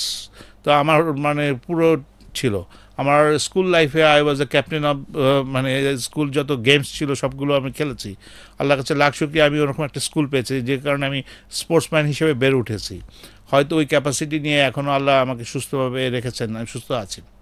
তো যে কারণে ওই জিনিসগুলোর প্রতি আমার ক্ষুধা আছে। আমি আল্লাহর কাছে এইটুকুই চাই, এই সময়গুলো যেন আল্লাহ আমাকে দেন, আমি যেন সেই আমার বন্ধু বান্ধব, পরিবার পরিজনকে বাকিটা জীবনে এই সময়গুলো দিতে পারি। Sir thank you. স্যার আরেকটা প্রশ্ন না করলেই নয়, সেটা হচ্ছে যে বাংলাদেশে তো ইদানিংকালে আমরা যারা দেখছি কিছু কিছু মানুষের মধ্যে ট্রেনিং কালচারটা তৈরি হচ্ছে বা ট্রেনিং করানো কলিগদেরকে, এইটা নিয়ে যেহেতু আপনারা আসলে অনেক শীর্ষ প্রতিষ্ঠান বা আপনাদের কথাগুলো যারা রিয়েল এস্টেটের বড় বড় মানুষজন আছে তারাও আপনাদের কথা অনেক শোনে, তাদের উদ্দেশ্যে আপনি ট্রেনিং তাদেরকে কন্ট্রিবিউট করতে পারে এরকম কোনো বিষয় নিয়ে আসলে বলবেন কিনা, আদৌ কি আসলে কন্ট্রিবিউট করে কিনা, সেটাও একটা ফ্যাক্টর আপনার কাছে? এটা আসলে খুব গুরুত্বপূর্ণ, কারণ আমি যখনই যেখানে সুযোগ পাই, আমি কোনোটা যদি কোনো একটা সময় নাও পারি, তারপর আমি এটা জয়েন করি। আমি একটু বলি, ডেফোডিল ইউনিভার্সিটি আপনারা জানেন আর কি, তাদের একটা ডিপার্টমেন্ট আছে, রিয়েল এস্টেট ডিপার্টমেন্ট। তো ওই ডিপার্টমেন্টের যেদিন উদ্বোধন হয়, ওই আমি ইনভাইটেড ছিলাম। তখন আমার প্রেসিডেন্ট ছিল প্রল ভাই, আর আমরা রিহ্যাবের তরফ থেকে তখন ওই উদ্বোধন অনুষ্ঠানে যাই। তো আপনার তো জানেন সবুজ সাহেব ওই ইউনিভার্সিটির মালিক, ওনার। তো এখন আলটিমেটলি যেটা হচ্ছে কি, ওই তখন থেকেই বিভিন্ন সময় আমাকে ফোন করতো যে স্যার আমাদের যদি রিয়েল এস্টেটের একটা ক্লাস আপনি এসে নিতেন, মানে আমি আমার কথাটা কেন বলছি এটা একটু বলি, এরকম যে বলতো, তো এরকম করতে করতে বছরের পর বছর তারা রিপিটেডলি কমিউনিকেট করতো। কারণ আমি বুঝতে পারতাম যে তারা একজন আসলে রিয়েল এস্টেট প্রফেশনালকে তাদের ছেলেদেরকে এনকারেজ করার জন্য কোনো একটা সাবজেক্ট অথবা কোর্স নিতে বলতেছে। তো এইগুলো সময় সুযোগে হতো হতো না। তারপরে একটা সময় তারা যখন আমার কাছে খুবই বলে যে স্যার আপনি অন্তত একটা সেমিস্টার স্যার একটু নেন স্যার, আমরা চাই স্যার আপনি আমাদের এই রিয়েল এস্টেট ডিপার্টমেন্টে আসেন। যেহেতু আমি তখন একটা পোর্টফোলিও করে আমি রিহ্যাবের ট্রেজারার, তো যাই হোক, তো তখন আমি একটা সময় বের করি, আমি একটা ঘন্টা বের করি 3টা থেকে 4টা একটা স্লট। এবং আমি যেহেতু ধানমন্ডিতে ওই সময় আমার অফিস ছিল, তো ওনাদের ইউনিভার্সিটি যেহেতু ধানমন্ডি ছিল, আমি ঠিক সপ্তাহে 3টা ক্লাস 3 দিন ক্লাস নিতাম। তো আমাকে প্রথম দায়িত্ব দিল হচ্ছে প্রজেক্ট ম্যানেজমেন্ট। তো ফার্স্ট ডেতে আমি ক্লাস নিতে যেদিন যাই প্রথমে, আমি দেখলাম ক্লাসে 3জন স্টুডেন্ট উপস্থিত, মাত্র মাত্র 3জন। ওকে। তো আমি তখন ওদেরকে বললাম যে how many boys and girls you are, এখানে কয়জন আছে? বলে যে স্যার আমরা 27 জন। তো বললাম যে তোমরা 3জন যে, বলে যে স্যার এই ক্লাসটা কেউ এনজয় করে না, এই জন্য স্যার কেউ ওই এই ক্লাসটা মিস দেয়, বাং মারে, মানে শব্দটাই এই, ওরা বলো স্যার বাং মারে। আমি ওকে ফাইন, আমি তো ফার্স্ট ক্লাসটা 3জনকে নিয়ে নিলাম, দ্যাট ওয়াজ ফ্যান্টাস্টিক, ভালো গেল। পরের দিনে দেখলাম 17 জন অ্যাটেন্ডেন্স, ওকে, মানে আমি যখন সেকেন্ড ক্লাসটা নেই রাইট, 17 জন অ্যাটেন্ডেন্স। তারপরে যখন থার্ড ক্লাস নেই ওই দিন দেখলাম 27 জন প্রেজেন্ট। মাশাআল্লাহ। তো ওই 27 জন প্রেজেন্টের পর ওই সেমিস্টারে, তো আপনি জানেন যে 3 মাস সেমিস্টারটা হয়, এবং ওই বাকি যে ক্লাসগুলো করছে থার্ডের পরে 27 জনই প্রেজেন্ট ছিল, দুর্দান্ত, 27 জন প্রেজেন্ট ছিল। তো ওইটা আমাকে খুব মানে তার মানে কি স্যার আপনি ক্লাসের মধ্যে একটা ফান উইথ লার্ন বা এঙ্গেজমেন্ট এর বিষয়টাকে মেইনটেইন করতেন? So practical, yes, so practical. আমাদের যেটা হয় কি, আমাদের সময় যখন টিচার ছিল, অনেক টিচার ছিল খুব কর্ডিয়াল, কিন্তু অনেক সময় টিচার তো টিচারই, মানে আর কোনো ওনার ইয়েতে ইন্টারাকশনের সুযোগ ছিল না। বাট আমার সেশনগুলোতে অনেক ইন্টারাকশনের সুযোগ ছিল, মানুষ তো আসলে তাই পছন্দ করে। হ্যাঁ, আর আমি যেটা করতাম, চেষ্টা করতাম আমার ক্লাসের পাশাপাশি প্র্যাকটিক্যাল অনেক ট্রাভেল শুটিংয়ের এক্সপিরিয়েন্স শেয়ার করতাম। তো তখন যেটা হয়েছে, এবং আমি দেখলাম যে আমার সাবজেক্টের ছেলেপেলেরা ভালো রেজাল্টই করেছিল। তো তারপরের ওই সেমিস্টারটা করার পরে যখন আবার পরবর্তী সেমিস্টারে তারা আমাকে আবার বলে, তখন আসলে ওই সময়টা তখন আমার জন্য প্রশ্ন করাটা টাফ। Thank you sir. তার মানে আপনি অলরেডি মানুষকে শেখাচ্ছেন। সো রিয়েল এস্টেট কোম্পানিগুলো কি আসলে ট্রেনিং করানো দরকার কিনা, এবং দরকার হলে আসলে কেনই বা দরকার? অবভিয়াসলি দরকার। আসলে জিনিসটা হচ্ছে কি, আমরা তো সবসময় ছেলেমেয়েদের গ্রুম করতে চাই, আমাদের কথা প্রতিদিন শুনলে ছেলেরা একটা সময় এটাতে অভ্যস্ত হয়ে যায়, বোর হয়ে যায়। যদি নতুন কাউকে পায়নি তাদের অ্যাটেনশনটা শোনে। তো যে কারণে আমরা চাই, আর সবচেয়ে বড় হচ্ছে আমরা তো একটা সময় পার করে এসেছি, এখন আপনাদের মতো যারা আরও এই বিষয়গুলো নিয়ে বেশি গবেষণামূলক অ্যাক্টিভিটিস করছেন, আপনাদের কাছে আরও নতুন আইডিয়াস আছে। আমরা সবসময় কিন্তু নতুন আইডিয়াস, নতুন কি ইমপ্লিমেন্ট করা যায়, সেক্টর ডেভেলপমেন্ট, সোশ্যাল ডেভেলপমেন্ট আমরা চাই, যে কারণে আমরা মনে করি এই সেশনগুলোর খুবই প্রয়োজন এবং দরকার আছে। Thank you sir, thank you so much sir. আমরা একবারে ক্লোজিংয়ে চলে এসেছি। আমাদের দর্শক যারা আজকে দেখছেন আমাদেরকে, আমরা আসলে লম্বা একটা পথ পাড়ি দিলাম। আমরা জানার চেষ্টা করলাম স্যারের সেই সেলসের শুরু থেকে মিডল লেভেল স্ট্রাগল, অনেকগুলো বিষয়, এবং কিছু কিছু কথা আমরা বলেছি যেটা আসলে বাস্তবতার নিরিখে। স্যার, ক্লোজিং রিমার্কস হিসেবে আপনি দর্শকদের উদ্দেশ্যে যদি কিছু বলেন স্যার। দর্শকদের উদ্দেশ্যে সবসময় এটাই বলবো, আসলে লাইফ ইজ ভেরি সিম্পল, এইটা আপনার নিয়ন্ত্রণে, আপনি লাইফটাকে খুব সিম্পলভাবে লিড করতে পারেন, আর আপনি জীবনটাকে উপভোগ করতে পারেন। প্রথম জিনিস হচ্ছে লাইফ লিড করছি কিন্তু জীবনটাকে উপভোগ করছি না, এটা এটা আমি পারি না। আমি যখনই সময় পাই আমি ট্রাভেল করি, যখনই সময় কিছু না কিছু করি। আমার ক্রিকেটের প্রতি অসম্ভব আকর্ষণ, আমার ক্রিকেট নিয়ে একটা চ্যানেলও ছিল, আমি সময় ব্যস্ততা সেটা আমি অপারেট করতে পারছি না, রান করতে পারছি না। কিন্তু আমার প্রথম কথা হচ্ছে আমি যতটুকু যখন কাজ করব, আমি তখন ওই কাজের মধ্যেই থাকি এবং সেটা আমি এনজয় করি। আপনারাও সেটাই করবেন, কাজের বাইরে যখন আপনারা অন্য কিছু করেন তখন সেটাও এনজয় করবেন। প্রত্যেকটা বিট, প্রত্যেকটা মোমেন্টকে আমাকে চিন্তা করতে হবে আজকের দিনটা আমার আসবে না, I am lost a day for today. কাজে আমাকে জিনিসটা করতে আমার দিনটাকে এমন এনজয় থাকতে হবে যে এটা হয়। আর আমি ফাইনালি যে জিনিসটা আমি সবসময় বলি, আমি সবসময় আমার রুহুতে, আল্লাহর এই রুহুতে আমি একটা জিনিস বলি যে আফসোস বলে শব্দ কোনো রুহুতে থাকতে পারবে না, আফসোস বলে কোনো শব্দ নাই, যা আছে সবই আলহামদুলিল্লাহ, আল্লাহ যা করে ভালোর জন্যই করে। যার রুহুতে আফসোস, আমি বলি রুহু দুই প্রকার, একটা হলো আফসোসী রুহু, একটা হলো তুষ্ট রুহু। আল্লাহ আমাকে যা দিয়েছেন আলহামদুলিল্লাহ, আর যাদের রুহুতে আফসোসই আছে এদের আফসোসই কোনোদিন শেষ হবে না। মাই গুডনেস, আপনার ক্লোজিং কথাটা স্যার আমাকে খুবই খুবই টাচ করেছে। ইনফ্যাক্ট আমাদের ট্রেনিংগুলোতে আমরা খুব বলার চেষ্টা করি একটা জায়গায় যে আপনি যে বেঁচে আছেন সুন্দর করে যে আপনি প্রতিদিন শ্বাস নিতে পারছেন, অক্সিজেনগুলো যে খাচ্ছেন ফ্রি, এর জন্য তো আপনাকে আলহামদুলিল্লাহ বলা দরকার। এটাই তো তুষ্ট হওয়া দরকার, আফসোস তো থাকার সুযোগই নেই তখন আর। Right, so it's a very powerful কথা। ডিয়ার ভিউয়ার্স, আপনারা যারা দেখছেন বা পরবর্তীতে দেখবেন, আমি অনুরোধ করবো আপনারা মিনিমাম এই পর্বটা 5 বার দেখবেন। কারণ হয় কি, একবার দেখলে আপনি সব দেখতে পাচ্ছেন তা না, 5 বার দেখলে ভিন্ন ভিন্ন আসপেক্ট থেকে আপনি দেখতে পাবেন, right? At the same time উপভোগ করার যে কথাটা আমাদের স্যার আজকে আমাদেরকে জানালেন, আমি সহজ ভাষায় যদি আপনি বলি এরকম, ধরেন আপনি যদি প্রশ্ন করি আপনি গোসল করেছেন, অনেকে হাত তুলে ইয়াস করেছি। আচ্ছা, নেক্সট প্রশ্ন, আপনি কি গোসলটাকে উপভোগ করেছেন? উপভোগ করবো কীভাবে, আমি তো অফিসে যাই, আমার তো তারা আছে, এটুক সময় উপভোগ করা যায় কি না? ভাই, রিয়েলি যায়। আপনি যখন গোসল করতে ঢুকবেন, পানি যে আপনার গায়ে পড়ছে, প্রতিটা পানির স্পর্শটা আপনি ফিল করার চেষ্টা করেন। মনে করেন যে আপনি ঝর্ণা থেকে পানি পড়ছে, আপনি দূষিত থেকে আলাদা করে এক ফ্রেশ মানুষ হচ্ছেন, রিফ্রেশ হচ্ছেন। এই ফিলিংসটাই বেসিক্যালি উপভোগ করা, নাথিং এলস। তার মানে যখন যেখানে আছেন সেই জায়গাটাকে উপভোগ করা জরুরি। কাজের মধ্যে থাকলে কাজ উপভোগ করেন, বাসায় গেলে বাসাকে উপভোগ করেন। কারণ আর যে কবে আপনি পারবেন, কখন পারবেন, সুযোগ নাই বোঝার। সৃষ্টিকর্তা সেভাবেই তৈরি করেছেন, যে কোনো সময় চলে যেতে হবে। সো সর্বোপরি একটা কথাই বলতে চাই স্যারের কথা ধরে, যে আমি যেহেতু মানুষ, আমার উদ্দেশ্য হচ্ছে অন্য মানুষকে সেবা করা। সো এই সেবার মানসিকতাটা নিয়ে আপনি রিয়েল এস্টেটে কাজ করলে আপনি কোম্পানিরও মানুষ, আপনি আবার কাস্টমারেরও মানুষ, আপনি দুজনেরই মানুষ। কিন্তু আপনি এরকমভাবে চিন্তা করা, ওন করার যে জায়গাটা, ওন করে কাজ করলে আপনি রিয়েল এস্টেটে অনেক অনেক ভালো করবেন। পরবর্তী কোনো অতিথি নিয়ে আমরা আবার নতুন পর্বে চলে আসবো। সেই পর্যন্ত সবাইকে দেখার আমন্ত্রণ, এবং এই ভিডিওটা প্রচুর শেয়ার করবেন। অ্যাট দ্য সেম টাইম আপনি চাইলে ডাউনলোড করে আপনার পেজ বা আপনার সব জায়গায় এটাকে আপনি আপলোড করতে পারেন, বিকজ এটাতে আমরা কোনো প্রকার কপিরাইট ইস্যু রাখি নাই। কারণ একটাই, আমরাও চাই মানুষ শিখুক। থ্যাংক ইউ সবাইকে, আসসালামু আলাইকুম।